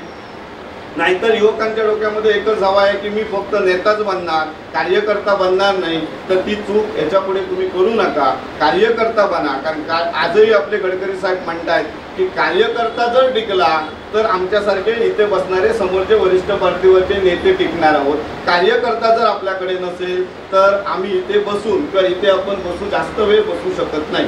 त्याच्यामुळे सगळ्यांना माझी एकच ही विनंती असेल, विशालजी परबांचं वेंगुर्ला तालुक्यामध्ये कार्यालयामध्ये आगमन झालं त्याबद्दल मी त्यांचे आभार मानतो. साहेब, मी तुम्हाला एवढंच सांगतो, या दिवशी सन्माननीय चव्हाण साहेबांनी आम्हाला सक्रिय केलं. आम्ही पक्षामध्येच होतो, परंतु आमच्यासारख्या कार्यकर्त्याला सक्रिय केलं. तेव्हा भारतीय जनता पक्षामध्ये आणि महाराष्ट्रामध्ये फक्त सावंतवाडी वेंगुर्ला दोडामार्ग नाही तर प्रचंड महाराष्ट्रामध्ये 7 प्रवेश झाले. परंतु चर्चा फक्त एकाच विषयाची होती की विशाल परब आणि भारतीय जनता पक्षामध्ये सक्रिय होणे या गोष्टी. मी तुम्हाला एवढी गॅरंटी देतो, मी स्वतः तुमच्यासोबत आहे. या प्रत्येक विभागामध्ये जिथे नगरसेवक असतील किंवा कोणाला वाटत असेल मी पंचायत समितीचा सदस्य होईल, कोणाला वाटत असेल की जिल्हा परिषदचा सदस्य होईल, मी जिल्हा परिषदेचा अध्यक्ष होईल, मी तुम्हाला एवढंच सांगतो, भारतीय जनता पक्ष ज्या व्यक्तीला या ठिकाणी तिकीट दिलं जाईल किंवा भारतीय जनता पक्ष ज्याला उभं करेल तो 99.99% या ठिकाणी निवडून आणण्यासाठी मी आणि आपण सर्वांनी आपण 1% मी बाजूला का ठेवला तर 1% विरोधकांना ठेवला पाहिजे. सगळंच आपण आपल्याला घेऊन फायदा नाही, थोडा विरोध पण पाहिजे ना. विरोध असल्याशिवाय मजा येत नाही. त्यामुळे मी तुम्हाला एवढंच सांगतो, याच्यानंतर चर्चा विरोधी पक्षांची किंवा विरोधी लोकांची नाव न घेता मी दोडामार्गमध्ये पण काल हेच सांगितलं. आपण काय करतो की विरोधकांवर जास्त बोलतो. पण तालुकाध्यक्ष साहेबांना पण तिकडे सांगितलं, ह्या साहेबांना विनंती करतो की आपण त्यांच्यावर जास्त न बोलता, आपला भारतीय जनता पक्ष हा महासागर आहे, ही सगळी लोक आमच्या पोटामध्ये आहेत, बरोबर ना साहेब. त्यामुळे आपण त्यांच्यावर चर्चा नाही करायची. आपण भारतीय जनता पक्ष 1 नंबरवर कसा राहील याच्यासाठी मी, माझे सर्व सहकारी, आमची वरिष्ठ ही सर्व मंडळी बसलेली आहेत. आम्ही तुमच्या सोबत आहे. आणि गिरफ साहेब मी मधल्या काळामध्ये येतो, गणेश चतुर्थीच्या निमित्ताने संपूर्ण दारोदारी आपण जाऊ. परंतु या वेंगुर्ल्यामध्ये आपण प्रथम, मला असं वाटतं की भारतीय जनता पक्षाचे नगराध्यक्ष झाल्यामुळे आमची मान तुमच्यामुळे उंचावली आहे. वेंगुर्ल्यामध्ये टाळ्या वाजवायला नक्कीच असतात. ज्या दिवशी तुम्ही नगराध्यक्ष झाला मी खूप खुश झालो, कारण भारतीय जनता पक्षाचा एक नगराध्यक्ष होणं आणि तो वेंगुर्ल्यासारख्या एका छोट्या सिटीमध्ये होणं खूप मोठी गोष्ट आहे. त्यामुळे मी एवढंच सांगतो, येणाऱ्या काळामध्ये असणाऱ्या इलेक्शन म्हणा किंवा येणाऱ्या नगरपालिका जिल्हा परिषदच्या संपूर्ण कोणी असू दे, उमेदवार कोणी पक्षाने देऊ नये, तो उमेदवार कसा निवडून येणार याच्यासाठी मी म्हणा, बाळू देसाई साहेब, आमचे ज्येष्ठ, मी काका म्हणतो त्याला, ज्येष्ठ साहेब आहे, त्या सर्वांना घेऊन आम्ही एकत्रित नियोजनाला बसू आणि जिथे जिथे काय कमी असेल तिथे तिथे आपण एक वाक्यता ठेवू. आणि माझ्यासोबत असणाऱ्या सर्व सहकाऱ्यांना सुद्धा मी सांगतो, आपण सुद्धा आपल्या या तालुकाध्यक्ष म्हणा किंवा कार्यकारिणीला मान सन्मान आपण देऊ, कारण त्यांना रिस्पेक्ट देणं काळाची गरज आहे. विशाल परब मोठा नाही, विशाल परब नेता नाही, मी सांगतो मी साहेब पण नाही, मी एक छोटासा कार्यकर्ता आहे. भारतीय जनता पक्ष हे आपलं ब्रीद वाक्य आहे. सन्माननीय चव्हाण साहेब म्हणा, देवेंद्रजी फडणवीस साहेब किंवा राणे साहेब हे आमचे नेते आहेत. ते जसं सांगतील, प्रदेशवरनं जसा आदेश येईल तसं आपण कार्य करायचं आहे. कोणी गणेश चतुर्थीला मी येईल, कुठे 100% घराकडे जाऊ शकत नाही, काही ठिकाणी जाऊ शकतो, काही ठिकाणी जाऊ शकत नाही, तर नाराज व्हायचं नाही. नाराजीचं सत्र लय मोठं असतं, बरोबर ना साहेब. मागच्या वर्षी यांच्या घरी गेलो, साहेबांच्या विचारा, एका गावामध्ये 100 घरं करणं कठीण असतं, पण प्रत्येकाची इच्छा असते की विशाल परब आमच्या घरात 2 मिनिटं येऊन जायचं, येऊन जायला पाहिजे. परंतु एक माणूस कुठे कुठे फिरणार, पालघरपर्यंत फिरायचं आहे. चव्हाण साहेब कुठे फक्त मतदारसंघातच फिरत राहू नको, पालघरपर्यंत 40 आमदार आहेत, तर त्या ठिकाणी जायची जबाबदारी थोडीफार आहे आपल्याकडे. तर मी विनंती करतोय, आपण सर्वांनी प्रेम दाखवून आपण आलात या ठिकाणी. धन्यवाद मानतो. जय हिंद, जय महाराष्ट्र. इको फ्रेंडली मातीच्या गणेश मूर्त्यांचा संदेश गेली 100 वर्षे देत वडिलोपार्जित गणेश मूर्त्या घडवण्याची परंपरा जपत आहेत वेंगुर्ला तालुक्यातील तुळस येथील कुंभार कुटुंबीय. तालुक्यातील सर्वात जुन्या गणेश मूर्ती शाळांपैकी एक असलेली बाबी कुंभार यांच्या गणेश चित्रशाळेत सर्वच मूर्त्या या मातीच्या बनवल्या आहेत. पाहूयात. कोकणवासियांच्या जिव्हाळ्याचा सण म्हणजे गणेश उत्सव आणि हा गणेश उत्सव अवघ्या 4 दिवसांवर येऊन ठेपलेला आहे. आपल्या लाडक्या बाप्पाला घरी घेऊन जाण्यासाठी सर्व कोकणवासीय सज्ज झालेले आहेत. जर विचार केला गणेश चित्रशाळांमध्ये आता जे गणेश मूर्तिकार आहेत ते शेवटचा हात या गणेश मूर्त्यांवर फिरवताना आपल्याला पाहायला मिळत आहेत. आज अशाच एका गणेश मूर्तिशाळेमध्ये आपण भेट देणार आहोत. गेली अनेक वर्ष गणेश मूर्ती घडवण्याचं काम या मूर्तिशाळेत केलं जातं आहे आणि सिंधुदुर्ग नव्हेतच गोव्यापर्यंत यांच्या गणेश मूर्त्या ह्या आज जात आहेत.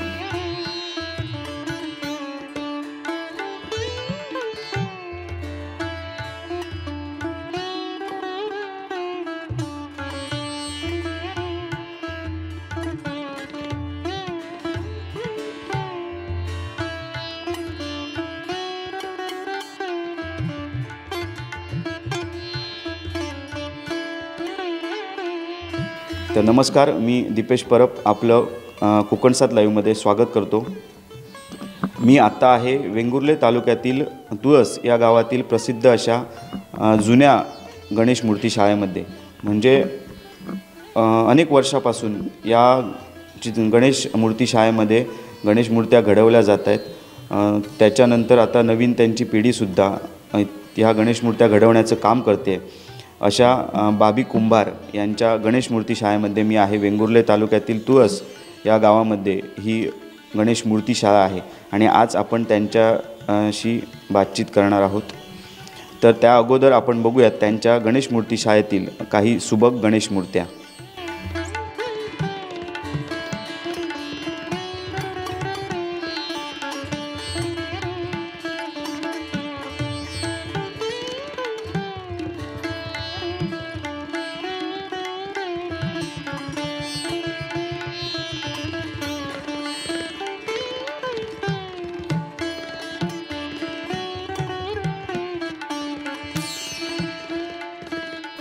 वेंगुर्ले तालुक्यातील तुळस येथील सुमारे 100 वर्ष या गणेश मूर्ती शाळेला झालेली आहेत.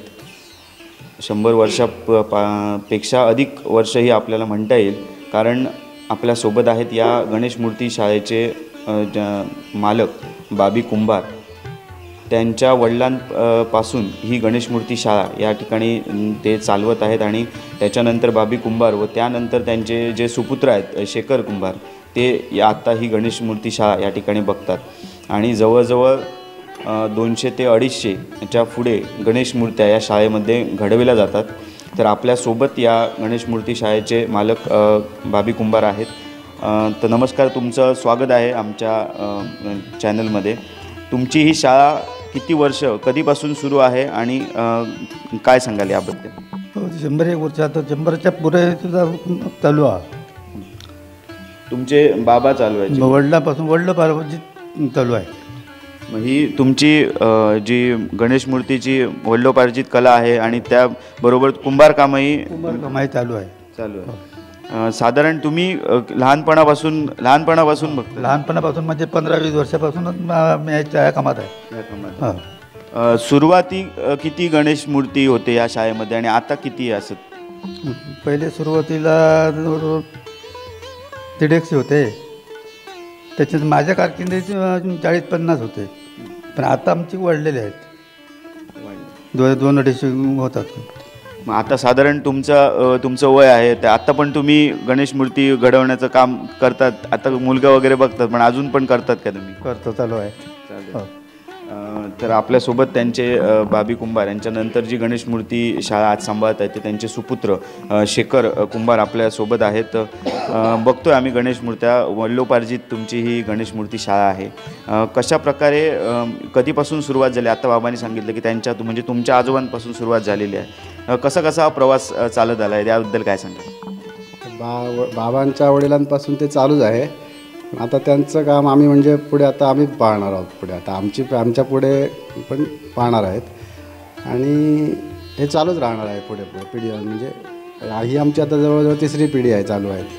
याच्या पुढे आम्ही चालूच ठेवणार आहोत. साधारण आता पहिलं अगोदरचं जर बघितलं तर 150 मूर्त्यांपासून सुरुवात झाली, तर आता साधारण किती मूर्त्या या गणेश मूर्ती शाळेत घडवल्या जातात? आता साधारण 250पर्यंत आता म्हणजे आहेत. 250पर्यंत मूर्त्या आहेत. पहिल्या बाबांच्या याच्यात 50-60 होत्या. त्यांनी जवळजवळ 15-20 वर्षापासूनच चालू केलं ते काम. त्यांचं ते काम अवघड होतं त्यांच्याकडे आणि आता पण ते काम करतायत. म्हणजे ना म्हणजे हाताने काम, म्हणजे हाताने या मूर्त्या घडवतात आणि आम्ही पण आता हाताने त्यांच्यापासूनच आम्ही शिकलो आहे आणि आम्ही पण घडवतो आहे हाताने. त्याचकडे येणार होतो की तुमच्या गणेश मूर्ती शाळांमध्ये हाताने मूर्ती मातीच्या मूर्त्या घडवण्याचं जास्तीत जास्त तुमची शाळा ही प्रसिद्ध आहे. तर कसं तुम्ही कसं शिकलात किंवा बाबांनी वगैरे शिकवलं याबद्दल काय? आम्ही काय कुठे शिक्षणाला गेलो नव्हतो, म्हणजे मूर्तिकामाच्या यांच्याकडून आम्ही शिकलो जवळजवळ. म्हणजे ते दाखवायचे, असं करायचं तसं करायचं. पण ते जेव्हा सांगताना आम्हाला राग यायचा, म्हणजे असंच करू नको तसंच करू नको, त्यावेळी ते सांगायचे. पण त्या रागातनं आम्ही ते चांगलं करायचं काम शिकलो. म्हणजे जेवढं उभे होणार एवढ्यापर्यंत आम्ही काम केलं. असं तेव्हा जास्त शिकवलं म्हणून आता परफेक्ट ते बसतंय. साधारणतः आज बघितलं तर या पंचक्रोशीत तुमच्या गणेश मूर्त्या जातातच, त्याच्या व्यतिरिक्त कुठे त्याची या गणेश मूर्त्यांची मागणी आहे? आता ह्या सिंधुदुर्गात नेतातच, पण गोव्यातनं वगैरे मागणी, आता बऱ्याचशा गोव्यातनं मागणी वाढली इकडे. त्याशिवाय इकडे आपले कुडाळ वगैरे तिकडे जातात. म्हणजे सिंधुदुर्गासहित गोव्यातही तुमच्या या मूर्त्या जातात. जर सध्याच्या जे परिस्थिती बघितली तर अगोदरची परिस्थिती वेगळी होती. आता रंगांचे किमती वाढलेल्या आहेत किंवा मातीसुद्धा किमती वाढलेल्या आहेत, कामगार कुठे मिळत नाही. तर या सर्वाबद्दल काय सांगाल? माती पण आता माती पण भेटत नाही. पण आता माती पहिली आमच्या मळ्यात भेटायची, पण ती संपल्यानंतर आता आम्हाला ती विकत घ्यावी लागते. नाही म्हणजे 15,000 रुपये ट्रक पडतो अशाप्रमाणे. आणि ती आता माती जवळजवळ आता महागच होत चालली आहे. त्याशिवाय कामगारांचा पगार तो पण वाढत चालला आहे. रंगाचा तर दर काय विचारत नका, ते पण भरपूर वाढला आहे त्याच्यामुळे. नाही म्हणजे आता आम्हाला कलरला जवळजवळ 60-70,000 रुपये कलरला खर्च येतो. म्हणजे एवढा, म्हणजे त्यावेळी कसं 25,000 रुपयात व्हायचं, पण आता 60-70,000 रुपये कलरचे होतात. हो. आणि एक विशेष म्हणजे जर बाबी कुंभारांची गणेश मूर्ती शाळा असं जर बाहेर विचारलं तर अगोदर लोक काय पैसे जे ठेवायचे तेच घ्यायचे, तुम्ही रक्कम सांगितली जायची नाही. पण आत्ताची परिस्थिती बघता ते शक्य नाही. मग त्याबद्दल काय सांगा? आता सांगावीच लागते, कारण आता आम्ही हे पण लावलं आहे, बोर्ड पण मारलं आहे, कारण ते परवडतच नाही. ती माती विकत घ्यायची, परत कलर बिलर सगळं, म्हणजे जवळजवळ सगळंच विकत घेतल्यासारखं व्हायचं. त्याच्यामुळे ते आता सांगावंच लागतं. साधारण एक बघितलं तर आत्ता जे कामगार सध्या मिळत नाही, मग कधीपासून ही गणेश मूर्ती शाळा तुमची सुरू होते म्हणजे कामाला गणेश मूर्ती घडवण्याच्या, आणि साधारणतः किती कामगार काम करतात? आमच्याकडे आता नाही म्हणजे 7-8 कामगार आहेत, आणि ते आम्ही साधारण जूनच्या पहिल्या वीकपासून चालू करतो. म्हणजे आमचा जैतीरचा कार्यक्रम होतो त्यावेळेस तो झाल्यानंतर कवळाच होतो. कवळ्याच्या नंतर लगेच आम्ही चालू करतो गणपती बनवायला. जर आता एकंदरीत बघितलं तर आता प्लॅस्टर ऑफ पॅरिसच्या मूर्त्या आलेल्या आहेत आणि त्याच्यानंतर मातीच्या मूर्त्यांना पण सुद्धा मागणी आहे. आता इको फ्रेंडली गणेश मूर्त्या घडवण्यामध्ये लोकांचा जास्त भर दिसतोय, तर त्याबद्दल तुमचा अनुभव काय सांगाल? तेच म्हणायचं होतं मला. प्लास्टरच्याकडे तुम्ही अवॉइड कराच, कारण इको फ्रेंडली ही मूर्ती सर्व म्हणजे पर्यावरणपूरक आहे. तीच सर्वांनी घ्यावी आणि त्याची पूजन करावं असं मला वाटतं. पण आता तुमच्याकडे मातीच्या मूर्तींना मागणी आहेच, पण असे काही मूर्ती घ्यायला येतात जे स्वतः प्लॅस्टर ऑफ पॅरिसची मूर्तीची तुमच्याकडून अपेक्षा करतात. मग तसेच तुमच्या मूर्ती शाळेत त्या आहेत का? नाही, आमच्या शाळेत त्या नाही आहेत.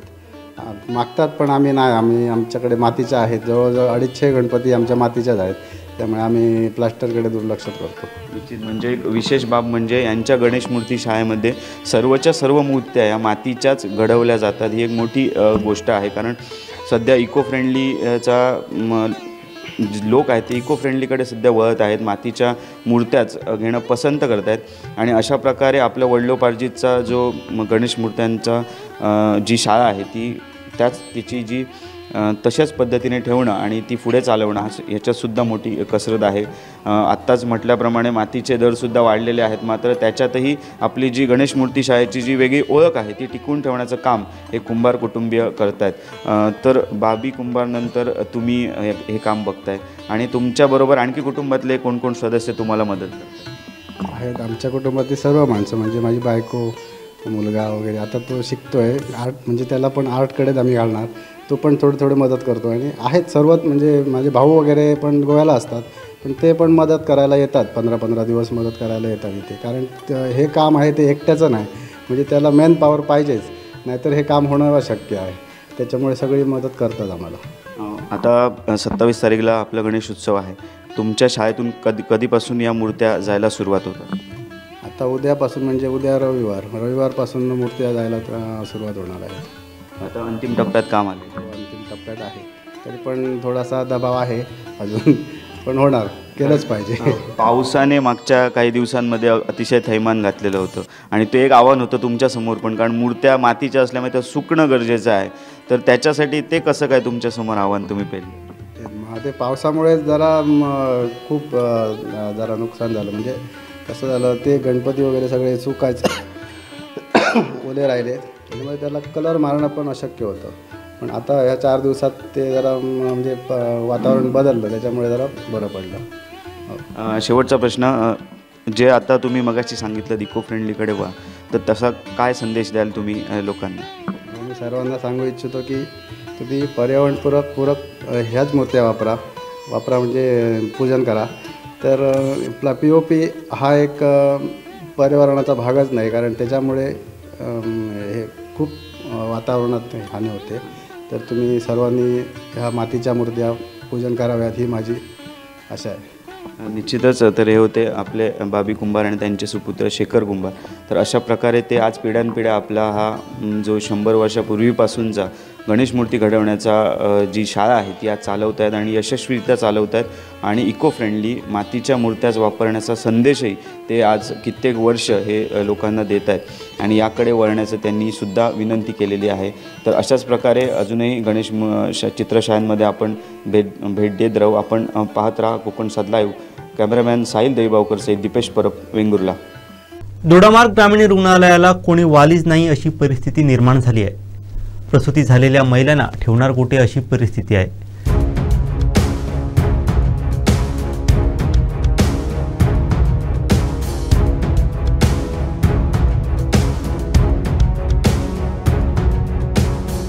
इथल्या डॉक्टरांनी भांडार रूममध्ये प्रसूती कक्ष केल्याचं सांगितलं तर चक्क बाथरूममध्ये किडे दिसून आले.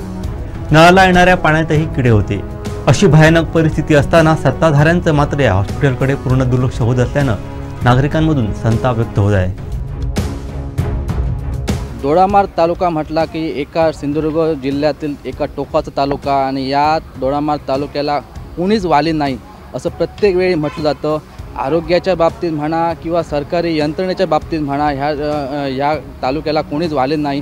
प्रत्येक वेळी आरोग्याच्या दृष्टीने या ठिकाणी रुग्णांची हेळसांड होते. प्रत्येक रुग्णाला या ठिकाणी सोयी उपलब्ध होत नाहीत. एकदा डॉक्टर नसतात, डॉक्टर असले तर या ठिकाणी कॉटेज नसतात, रूम नसतात. अशा प्रकारे ह्या आरोग्य यंत्रणेचे 3-13 वाजलेले आहेत. काही दिवसापूर्वी मानवाधिकार सिंधुदुर्ग जिल्ह्याचे जिल्हाध्यक्ष व सरपंच संघटनेचे जिल्हाध्यक्ष प्रवीण गवस यांनी या ठिकाणी दोडामार्ग ग्रामीण रुग्णालयामध्ये डॉक्टरांची भेट घेतली. तिथला प्रसूती कक्ष जो आहे हा प्रसूती कक्ष गायब करून त्या ठिकाणी डायलिसिस सेंटर उभारलेलं आहे. मग हे डायलिसिस सेंटर उभारण्यासाठी तिथला प्रसूती कक्षच गायब केला तर प्रसूती झालेल्या महिलांना ठेवणार कुठे हा त्यांचा एक मुख्य प्रश्न होता. आपल्यासोबत प्रवीण गवस आहेत, त्यांच्याकडून जाणून घेऊया त्यांचं काय म्हणणं आहे. नमस्कार गौसाहेब, दोडामार्ग ग्रामीण रुग्णालयात कुणीच वालीन नाही या संदर्भात आपण 1-2 दिवसापूर्वी या हॉस्पिटलमध्ये भेट घेतली, डॉक्टरांची भेट घेतली. तिथला प्रसूती कक्ष जो आहे हा पूर्णपणे तिथला गायबच आहे. तिथल्या प्रसूती झालेल्या महिलांना ठेवणार कुठे हा तुमचा प्रश्न होता. या संदर्भात आपण काय सांगाल? निश्चितच गेली अनेक वर्ष या दोडामार्ग तालुक्यातील ग्रामीण रुग्णालयामध्ये रुग्णांची हेळसांड होते. वारंवार या ठिकाणी स्पष्ट झालेलं आहे. अनेक वर्ष संघर्ष झाला, जन आंदोलनही झाली, परंतु कुठल्याही प्रकारचं निर्णय किंवा योग्य डिसिजन या ठिकाणी झालेला नाही आणि त्याचा फटका रुग्णांना बसत आहे. या ठिकाणी आपण त्या दिवशीच आपण पत्रकारांसमवेत या ठिकाणी भेट घेतली होती डॉक्टरांची. आपल्या असं निदर्शनास आलं की त्या ठिकाणी जे प्रसूती कक्ष जो होता तो प्रसूती कक्ष त्या ठिकाणी गायब केलेला आहे. गायब म्हणजे त्या ठिकाणी डायलिसिस सेंटरची सगळी मशिनरी आणून ठेवलेली आहे आणि आज सद्यस्थितीमध्ये कित्येक वर्ष गेली 2-2.5 वर्ष या ठिकाणी स्त्रीरोग तज्ज्ञ नव्हते. सुदैवाने डॉक्टर मसूरकर म्हणून या ठिकाणी डॉक्टर 1 महिन्यापूर्वी या ठिकाणी रुजू झालेले आहेत, परंतु त्यांना जी यंत्रसामुग्री पाहिजे ती या ठिकाणी कुठेतरी मिळताना दिसत नाही आहे. त्यांना त्यासाठी लागणारा तो प्रसूती कक्ष आहे, तो प्रसूती कक्ष ज्या ठिकाणी नसेल तर ते प्रसूती केलेल्या महिलांना ठेवणार कुठे असा प्रश्न या ठिकाणी निर्माण झालेला होता. आणि आम्ही या ठिकाणी रुग्णालयाची पूर्ण पाहणी केल्या असता त्या ठिकाणी कुठेच आम्हाला प्रसूती कक्ष त्या ठिकाणी आढळून आलेला नव्हता. या ठिकाणी आपण पाहू शकता की कोट्यावधी रुपये खर्च करून या ठिकाणी हॉस्पिटल उभारण्यात येत आहे, परंतु रुग्णांना योग्य जर सेवाच मिळत नसेल तर एवढे कोटी रुपये खर्च करून त्याचा काय उपयोग होणार आहे. कारण या ठिकाणी आवश्यक असलेले डॉक्टर, यंत्रसामुग्री किंवा औषध हे जर योग्य पद्धतीने जर मिळत नसेल तर या सगळ्या खटाटोपांचा किंवा या कोट्यावधी रुपयांचा काय उपयोग होणार आहे. रुग्णसेवा जर योग्य पद्धतीने मिळाली नाही तर कोट्यावधी रुपये खर्च करून त्या हॉस्पिटलचा तरी काय उपयोग होणार आहे. नक्कीच साहेब, डॉक्टर गुरव जे हे ह्या ठिकाणी आहेत हे त्या दिवशी बोलले की आपण ज्या रूममध्ये राहतो त्या रूममध्ये किड्यांचं पाणी येतं, ह्या संदर्भात आपण काय सांगा? हे बघा, या ठिकाणी डॉक्टर मुळात आधी कोण यायला बघत नाहीत, कारण हीच जी परिस्थिती आहे. त्यांना इथे आल्यानंतर योग्य त्यांना राहण्याची व्यवस्था किंवा त्यांना योग्य सोयीसुविधा जर मिळत नसतील तर कुठलाही डॉक्टर या ठिकाणी येणार नाही. या ठिकाणी हॉस्पिटल उभारलं म्हणून होणार नाही. त्यांना डॉक्टरना राहण्यासाठी योग्य क्वार्टर्स किंवा त्या ठिकाणी असणारे कर्मचारी यांनासुद्धा योग्य क्वार्टर्ससुद्धा त्या ठिकाणी असणं गरजेचं आहे, तरच ते या ठिकाणी राहतील. आणि निश्चितच त्यांना काल जो प्रकार घडलेला आहे तो अत्यंत निंदनीय आहे. अशा प्रकारची डॉक्टरांना जर सेवा अशा प्रकारची मिळत असेल तर सर्वसामान्याला काय न्याय मिळणार आहे? जिल्हा आरोग्य अधिकारी यांना आपण एक निवेदन दिलं आहे की आरोग्य यंत्रणा सुधारा, अन्यथा 8 सप्टेंबरला या ठिकाणी भव्य जन आंदोलन उभारलं जाईल. त्या संदर्भात आपण काय सांगा? निश्चितच प्रत्येक वेळी या ठिकाणी आम्ही येतो, रुग्णांची हेळसांड या ठिकाणी पाहतो. अनेक रुग्णांचे किंवा त्यांचे नातेवाईकांचे आम्हाला फोन येतात की अशा पद्धतीने आम्ही एक सामाजिक कार्यामध्ये सक्रिय आहोत, म्हणून आम्हाला कोणीतरी सांगते की बाबा अशा पद्धतीने या ठिकाणी चाललेलं आहे. आम्ही पालकमंत्री महोदयांना याबाबत निवेदन दिले आहे, स्थानिक आमदारांना दिलेलं आहे. त्याचबरोबर जिल्हा शल्यचिकित्सक श्रीधर पाटील जे आहेत त्यांना मी फोनद्वारे सुद्धा अनेक वेळा या बाबतीत बोललेलो आहे, परंतु कुठल्याही प्रकारची दखल त्यांनी घेतलेली नाही. म्हणून आता नाईलाज असतो 7 सप्टेंबरपर्यंत ह्या हॉस्पिटलची परिस्थिती जर सुधारली नसेल तर 8 सप्टेंबरला संपूर्ण दोडामार्ग तालुक्यातील सरपंच त्याचबरोबर जे आपले या ठिकाणी लोकप्रतिनिधी आहेत यांना सगळ्यांना मी आवाहन करणार आहे की आपण 8 तारीखला या ठिकाणी या आंदोलनामध्ये मोठ्या संख्येने सहभागी व्हायचं आहे. नक्कीच हे होते प्रवीण गवस यांच्याकडून आपण जाणून घेतलेलं आहे की आरोग्य यंत्रणा जर सुधारली नाही तर 8 सप्टेंबर रोजी या ठिकाणी भव्य जन आंदोलन उभारलं जाईल. तर दोडामार्गची आरोग्य यंत्रणा आपण पाहिली तर या ठिकाणी राम भरोसेच म्हणावे लागेल. तर चला पाहूया आपण आजमधली परिस्थिती काय आहे ती.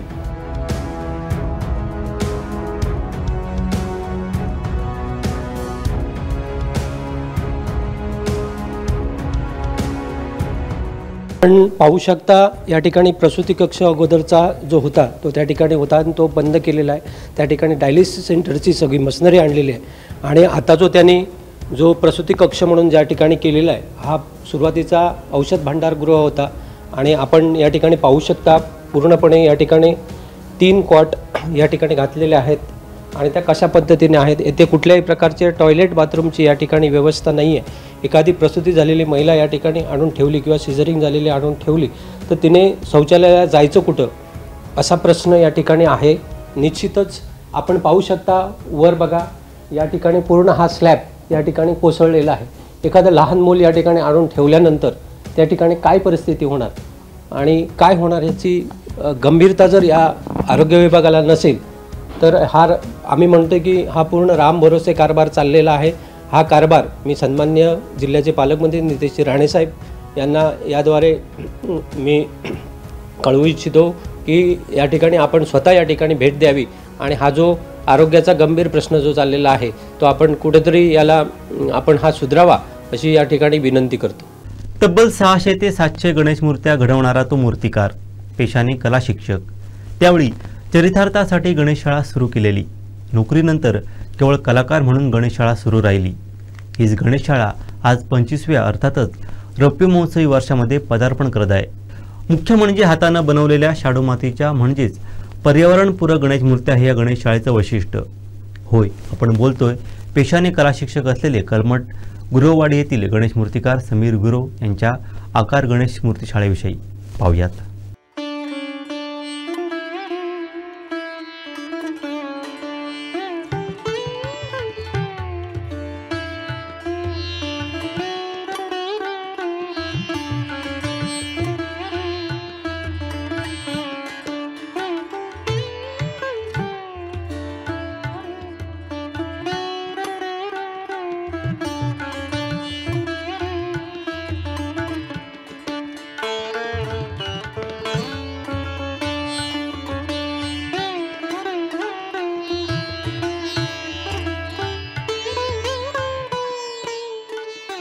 नमस्कार, माझं नाव समीर सोनू गुरव. माझ्या मूर्तिशाळेचं नाव आहे आकार गणेश मूर्तिशाळा कलमठ गुरववाडी. गेले 25 वर्ष आम्ही हा गणपतींचा कारखाना म्हणजे गणपती शाळा ही सुरू आहे आमची. तर सांगेन की आता हे एवढे गणपती दिसतात ना, तर त्यामागे आम्ही घेतलेली जी मेहनत आहे मूर्त्या बनवण्यासाठी ती खूप मेहनत आहे. आणि आम्ही सुरुवातीला ज्या मूर्त्या बनवत होतो त्या एवढ्या नसायच्या, कमी असायच्या, परंतु आम्ही जे कोकणातील जे प्रसिद्ध मूर्तिकार होते त्यांच्या शाळांना आम्ही भेटी देत होतो, त्यांच्याकडून आम्हाला काय शिकता येत होतं ते पाहत होतो आणि तशा पद्धतीने आम्ही आमच्या कामात हळूहळू बदल करतो. आता पण आम्ही बदल करतो आहे, नवीन काय दिसलं की ते आम्ही शिकतो आहे आणि तसं बनवण्याचा प्रयत्न करतो आहे. प्रयत्न आमचे चालू आहेत. आता नवीन जी पिढी आहे आमची ती आता या क्षेत्रातच होते, उद्या मुलगा असू दे किंवा पुतण्या असू दे, तर जे स्कूल आर्टसारख्या कॉलेजमध्ये हेच शिक्षण घेत आहेत सध्या. म्हणजे हा व्यवसाय आम्हाला अजून पुढे न्यायचा आहे आणि चांगल्या चांगल्या मूर्त्या बनवायच्या आहे. म्हणजे आकर्षक मूर्त्या आम्ही तयार करतो, असं उठावदार असं रंगकाम, तसंच डोळ्यांची रेखणी आणि दिलेल्या वेळेत मूर्त्या पूर्ण करणे आणि सांगितलेल्या पद्धतीने बनवण्याचा आम्ही प्रयत्न करतो. आणि सर्व मूर्त्या आहेत त्या पर्यावरणपूरक शाडू मातीच्या मूर्त्या आहेत. तर कसं माहिती आहे, या मूर्त्या आम्हाला दिवस रात्र हे काम करावं लागतं, त्यामुळे घरातील माणसं असली की कसं ते पूर्ण करायचं आहे, चांगल्या पद्धतीने काम द्यायचं आहे, यासाठी घरातली माणसं जास्तीत जास्त त्यात सहभाग घेतात आणि रात्रंदिवस आमचं काम चालतं. मग आमची आई असू देत, मुलं असू देत, ती आम्हाला या कामात मदत करतात. सुरुवातीला काय आलं, ज्यावेळी आम्ही शिक्षण करून पूर्ण झालं त्यावेळी बेरोजगारी होती.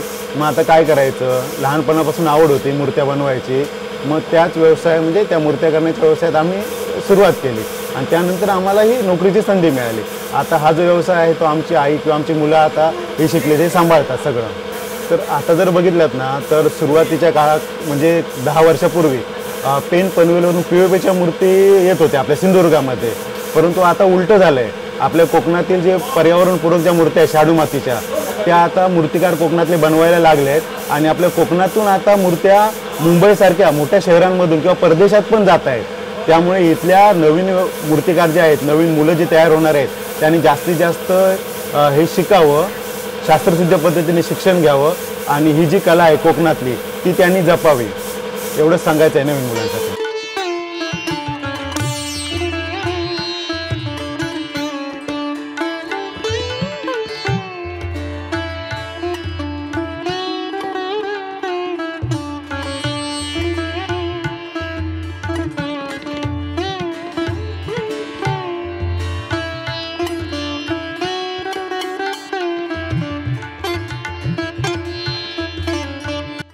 नमस्कार, मी सौमित समीर गुरव, मूर्तिकार समीर गुरव यांचा मी मुलगा. म्हणजे गेली जवळपास 25 वर्षे माझ्या बाबांनी ही शाळा सुरू केली आहे आणि त्यांच्या हाताखाली बरेच विद्यार्थी होऊन गेले. त्यांनी स्वतःची आपली मूर्तिशाळा पण गणेश शाळा स्थापन केल्या आहेत व ते असे उत्तम दर्जाचे असे काम देतात. आता आम्ही ते शिकतो ते सर्व माझ्या बाबांच्या मार्गदर्शनाखाली मी सर्व शिकलो आहे. मी 12वीच्या नंतर सर जे स्कूल ऑफ आर्टमध्ये ATD म्हणजे आर्ट टीचर डिप्लोमाचा कोर्स केला आहे व त्याच्यानंतर आता मला बॅचलर ऑफ फाईन आर्ट्स स्कल्पचरमध्ये ॲडमिशन भेटलं आहे. त्यासाठी मी आता पुढे शिक्षण घेणार आहे मातकामामध्ये. बाबांचं मार्गदर्शन म्हणजे भरपूर महत्त्वाचं आहे. जे प्लॅनिंग असतं गणपतीची माती मळण्यापासून ते शेवटच्या रंगकामापर्यंत ते सर्व बाबा एक एक टप्प्याने ते प्लॅनिंग करतात की कोणाकडे कोणती जबाबदारी द्यावी, कोणी कोणतं काम करावं व कशा पद्धतीने करावं, हे सर्व बाबांचं मार्गदर्शनाखाली होतं व बाबा ज्याप्रमाणे सांगतात त्याप्रमाणे सर्व मुलं काम करतात व त्यांची जबाबदारी पार पाडतात. आम्ही जवळपास गेली 4-5 महिने सलग कंटिन्यू काम आहे. एप्रिलपासून आम्ही साचा मारतो आहे. त्यामध्ये नवीन ज्या आता मार्केटमध्ये नवीन प्रकारचे गणपती येतात त्यांच्या डाय मारतो आम्ही. व आता जवळपास सुरुवातीला माती काम असतं, माती माळायची असते, ते काम सुरुवातीला असतं व अशा प्रकारे आम्ही आता शेवटचा 1-1.5 महिना राहिला यामध्ये आम्ही कलरिंगचं काम पूर्ण करतो आहे व जे बारीक सारीक काम आहे ते आम्ही सर्व इथे पूर्ण करतो आहे. आमच्या जवळपास मूर्तिशाळेमध्ये 500पर्यंत गणपती असतात, 500-550 या दरम्यान.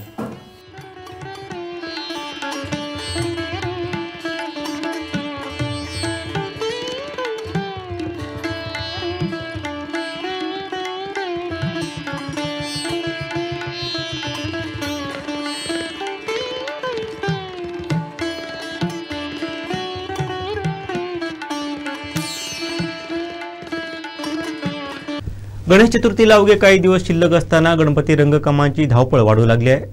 मूर्तिकार रात्र जागून मूर्तीचं काम पूर्ण करण्यात व्यस्त आहेत.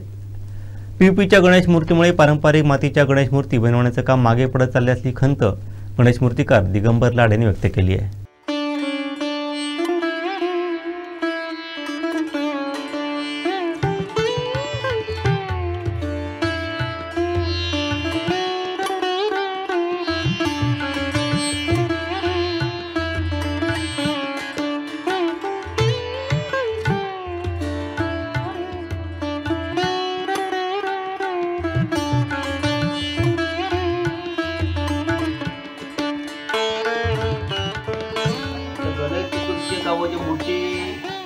घडून सगळे झाल्यानंतर रंगकामाला जोर आलेला आहे आणि चांगल्या प्रकारे गणपतीची सजावट होणं हे गरजेचं आहे. आणि आता नवीन आधुनिकरणामुळे रंगरंगोटी, खडे लावणे, काय करणं, फेट्या बसवणं, धोतर नेसवणं असे अनेक वेगवेगळ्या प्रकारची आता डिझाईन झालेली आहे गणपती सजावटीची. आणि त्याप्रमाणे आज नवीन काहीतरी लोकांना द्यायचं लागतं करून, अशा प्रकारे चालतं. त्याच्यामुळे ती कामं जरा बारीक कामं आहेत, त्या कामाला वेळ लागतो. म्हणून आमची जरा कामं करायला धडपड चालू आहे. लवकरात लवकर ते व्हावं आणि चांगलं व्हावं याकडे आमचं जास्त लक्ष असते. आपण काय सांगाल? POPचं जे आहे ते कसं आहे, ते काम लवकर होतं, कला त्याची पटकन होते, सगळं होतं, परंतु ते पाण्यामध्ये विसर्जन होत नाही.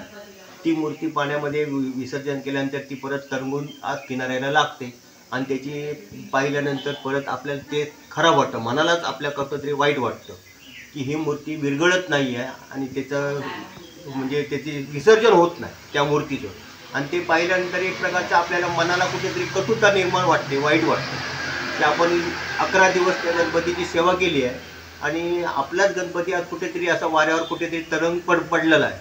एवढी सेवा करून सगळं फुकट गेल्यासारखं वाटतं पाहिल्यानंतर. हे एक खेदजनक आहे. त्यानंतर म्हणून ती POPची मूर्ती करणं म्हणजे ती माती नाही आहे, ती एक लिक्विड आहे, कुठं ते बनवलेलं ते लिक्विड, त्याच्यापासून ते प्लास्टरपासून तो केलेला मूर्ती बनवलेली आहे आणि ते विसर्जनच होत. आणि मातीच्या शाळूची मातीचे हे कसं आहे, एकदा तो गणपती तुम्ही 21 दिवस ठेवा, 11 दिवस ठेवा, विसर्जन केल्यानंतर दुसऱ्या दिवशी तो विरघळून जातो. त्याच्यामुळे तिथे कसली त्याची विटंबना झाली असं म्हणता येणार नाही की कुठलंच काय नाही. एकदा विसर्जन, नावच काय, गणपती विसर्जन. आता विसर्जन म्हटलं तर त्याचं विसर्जन, प्लास्टरच्या गणपतीचं तुम्ही विसर्जन म्हणता, पण ते विसर्जन होत नाही. आणि त्याची दुसऱ्या दिवशी जर तुम्ही तिथे गेलात तर आपलाच गणपती आपल्याला बघायला मिळतो. त्यामुळे आपल्याला वाईट वाटतं की आपण विसर्जन केलेला गणपती अजून विसर्जन झालेला नाही आहे, मग एवढी सेवा केलेली फुकट जाते. आपल्या मनाकडे कुठेतरी वाईट वाटतं आपल्याला. म्हणून ते प्लास्टर आणि मातीच्या याच्यात फरक. नक्कीच ते यादीमध्ये मी फॉर्म भरून दिलेला होता. सगळ्या गणेश मूर्तीकारांना काहीतरी कॉम्प्रेसर मिळणार होते की असं काहीतरी रंग कलाकार लोकांना काहीतरी ग्रामपंचायत अनुदान होतं. मी फॉर्म भरलेला होता, परंतु माझं नाव त्याच्यामध्ये वगळलं गेलेलं आहे. ते कशामुळे वगळलं गेलं आणि काय मला माहिती आहे, पण माझी आज 70-75 वर्ष आमची वडलोपाची शाळा आहे, त्याप्रमाणे त्या लोकांना पण माहिती आहे. असं ते चौकशी केली असता तुमचं पण नाव येईल असं त्यांनी आम्हाला सांगितलं, पण अद्यापपर्यंत माझं काय अजून नाव आलेलं नाही आहे यादीमध्ये. आपली सांगायला चिंदळ ग्रामपंचायत, चिंदळ ग्रामपंचायत, माझा रामचंद्र लाड. आणि त्याप्रमाणे आज माझी जवळजवळ 60-62 वर्ष माझी वयाने आहे आता मी. पण मी लहान 15 वर्ष असल्यापासूनचं माझ्या वडिलांबरोबर मी गणपती करायला शिकलो. शाळा, नोकरी हे सगळं करूनच त्याच्यातूनच मी गणपती करायला शिकलो त्यांच्या हाताखाली, वडिलांच्या. ही तिसरी पिढी आहे आमची. तिसरी पिढी माझी, आता माझ्या याने तिसरी पिढी चालू आहे. वडिलां चुलत्यापासूनची तिसरी पिढी. आणि ती अजून मी कला ती मी जोपासून ठेवलेली आहे. परंतु शाळूची माती म्हणजे शाळूच्या मातीचेच आम्ही गणपती केलेले आहेत. आम्ही प्लास्टरचा गणपती अजूनपर्यंत आणलेला नाही. लोकांनी आता दुकानं घातली, आता ते पेंटर झाले. आता ते पेंटर त्यांच्या हातात कला आहे किंवा नाही हे काय मला माहिती नाही, पण विकत आणतात आणि बाजारात रंगोटी करून ठेवतात. आता ते पेंटर. आणि खरा कलाकार आता तो मागेच पडलेला आहे. मातीचं काम, जो शाळूच्या मातीची मूर्ती घडवतो तर तो बाजूलाच राहिलेला आहे. आणि हे आता डायरेक्ट तयार आणायचे गणपती, लावायचे मार्केटला आणि विकायचे. त्याच्यामुळे ती ओरिजिनल जी कला आहे मातीचे गणपती बनवणं, ते थोडंसं कुठेतरी मागे पडायला चाललेलं आहे असं वाटायला. आता प्रशासनाकडे मागणी असं माझं म्हणण्याचा एक उद्देश आहे की ठीक आहे, सार्वजनिक गणपती, मातीचे गणपती जड असतात, सार्वजनिक गणपतीबद्दल एक ठीक आहे, परंतु प्रत्येक घरोघरी माणूस जो लहान मूर्तीसुद्धा प्लास्टरची आणतो ते चुकीचं आहे. तर तसं असू नये. सार्वजनिक गणपतीला एक प्लास्टरच्या मूर्तीचा एक दिलं तर ठीक आहे, तेवढ्यापुरती ते लोक गव्हर्नमेंटने तेवढं करावं.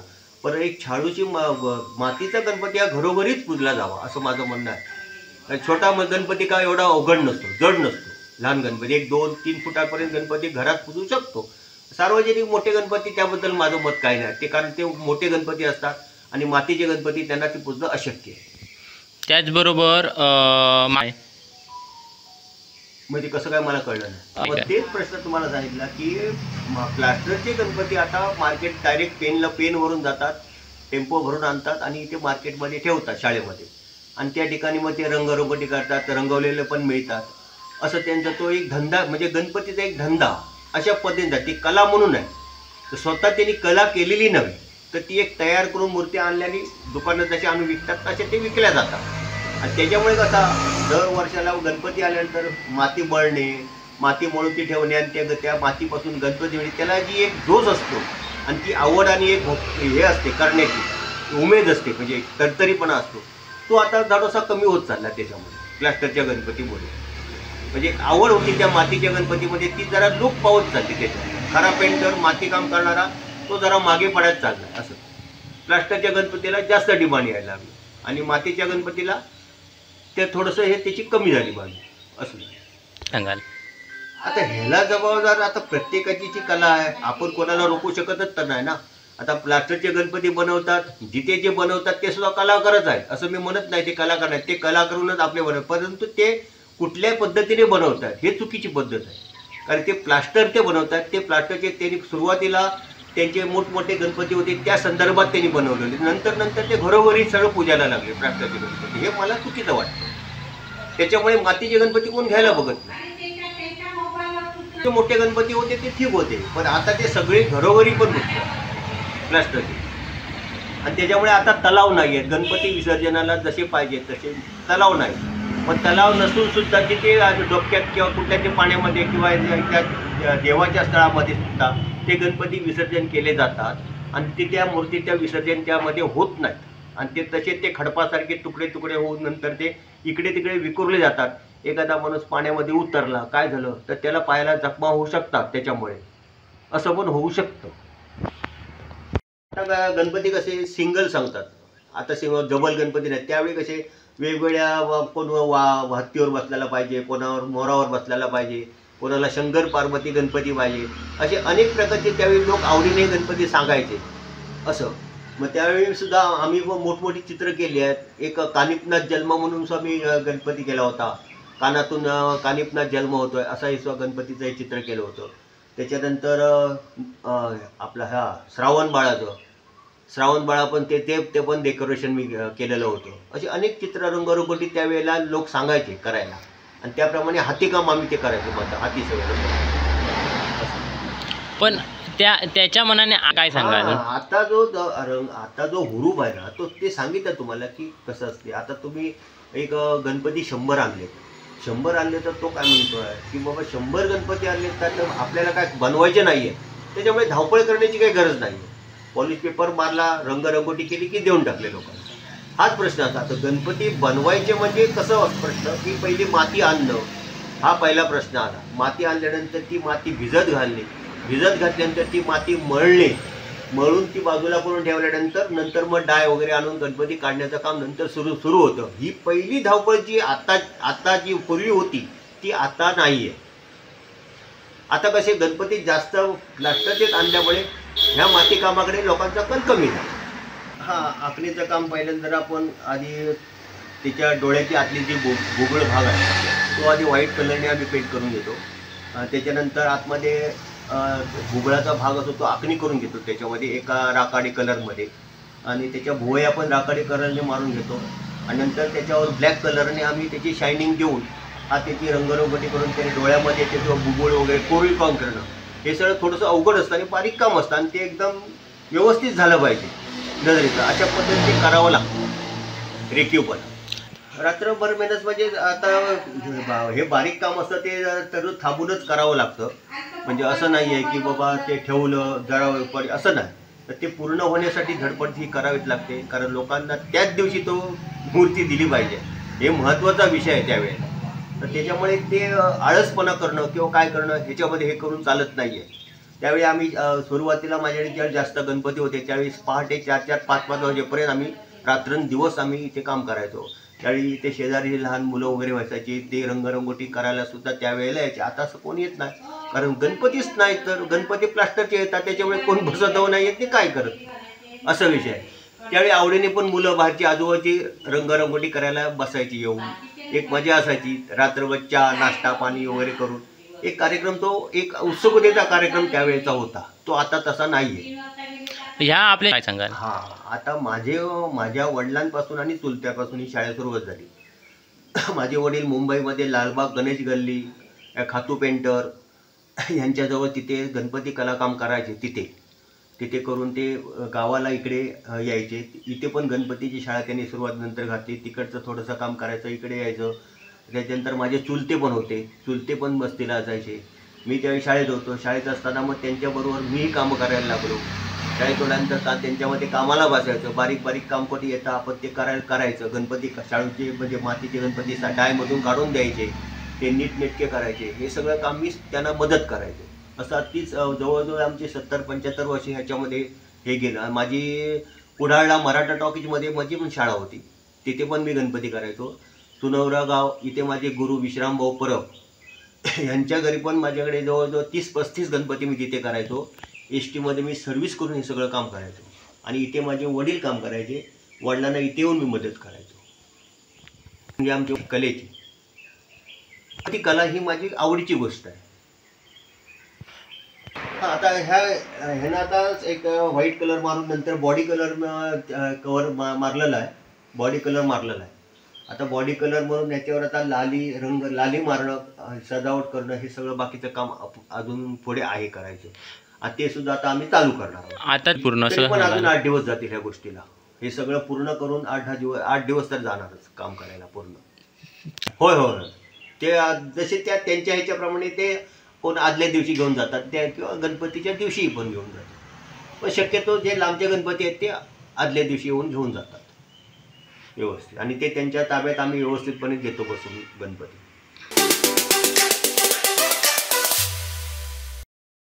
भाजप पक्षात पुन्हा सक्रिय झाल्यानंतर तिन्ही तालुक्यात माझा दौरा सुरू आहे.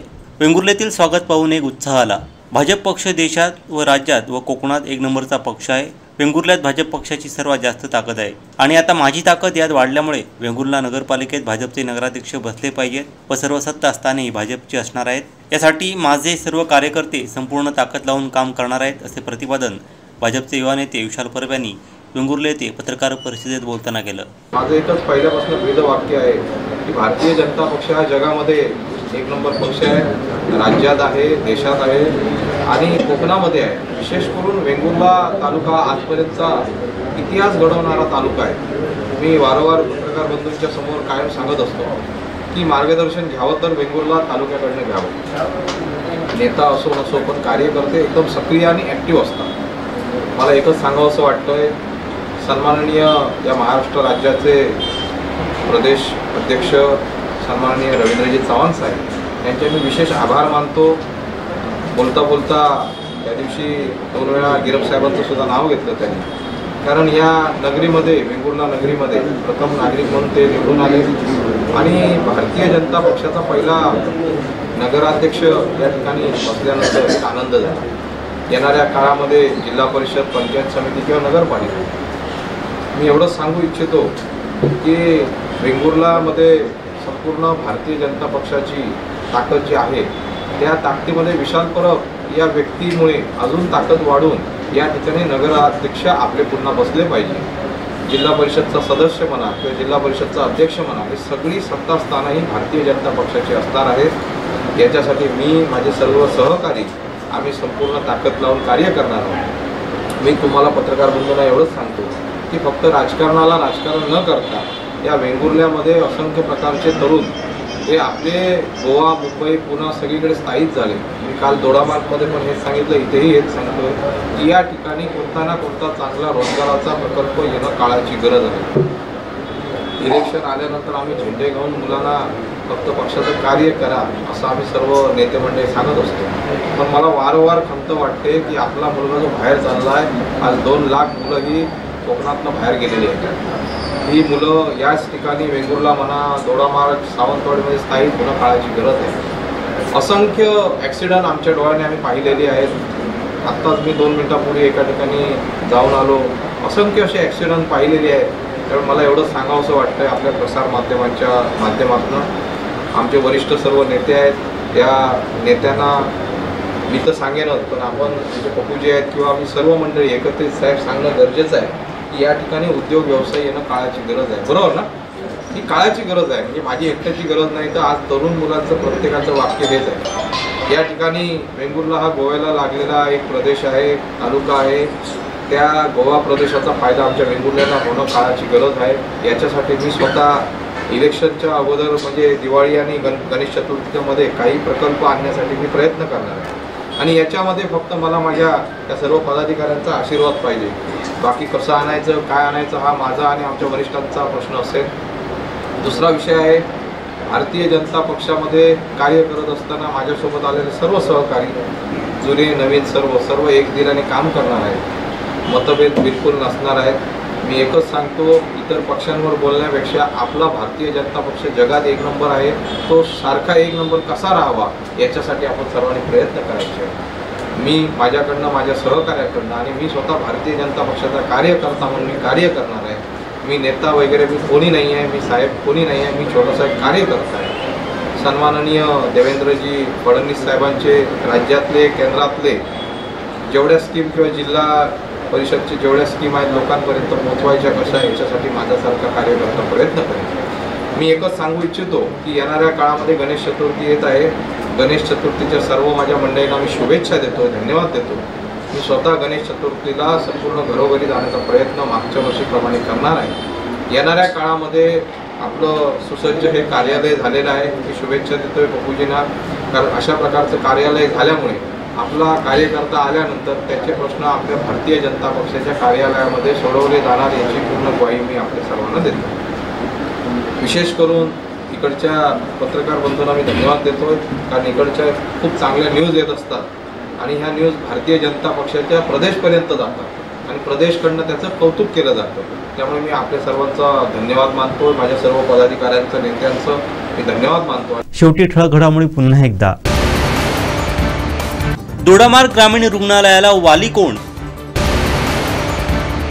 कला शिक्षक मूर्तिकाराच्या गणेश शाळेचं रौप्य महोत्सवी वर्ष. आणि दोडामार्गात बाजारपेठा सजल्या, मात्र ग्राहकांची पाठ.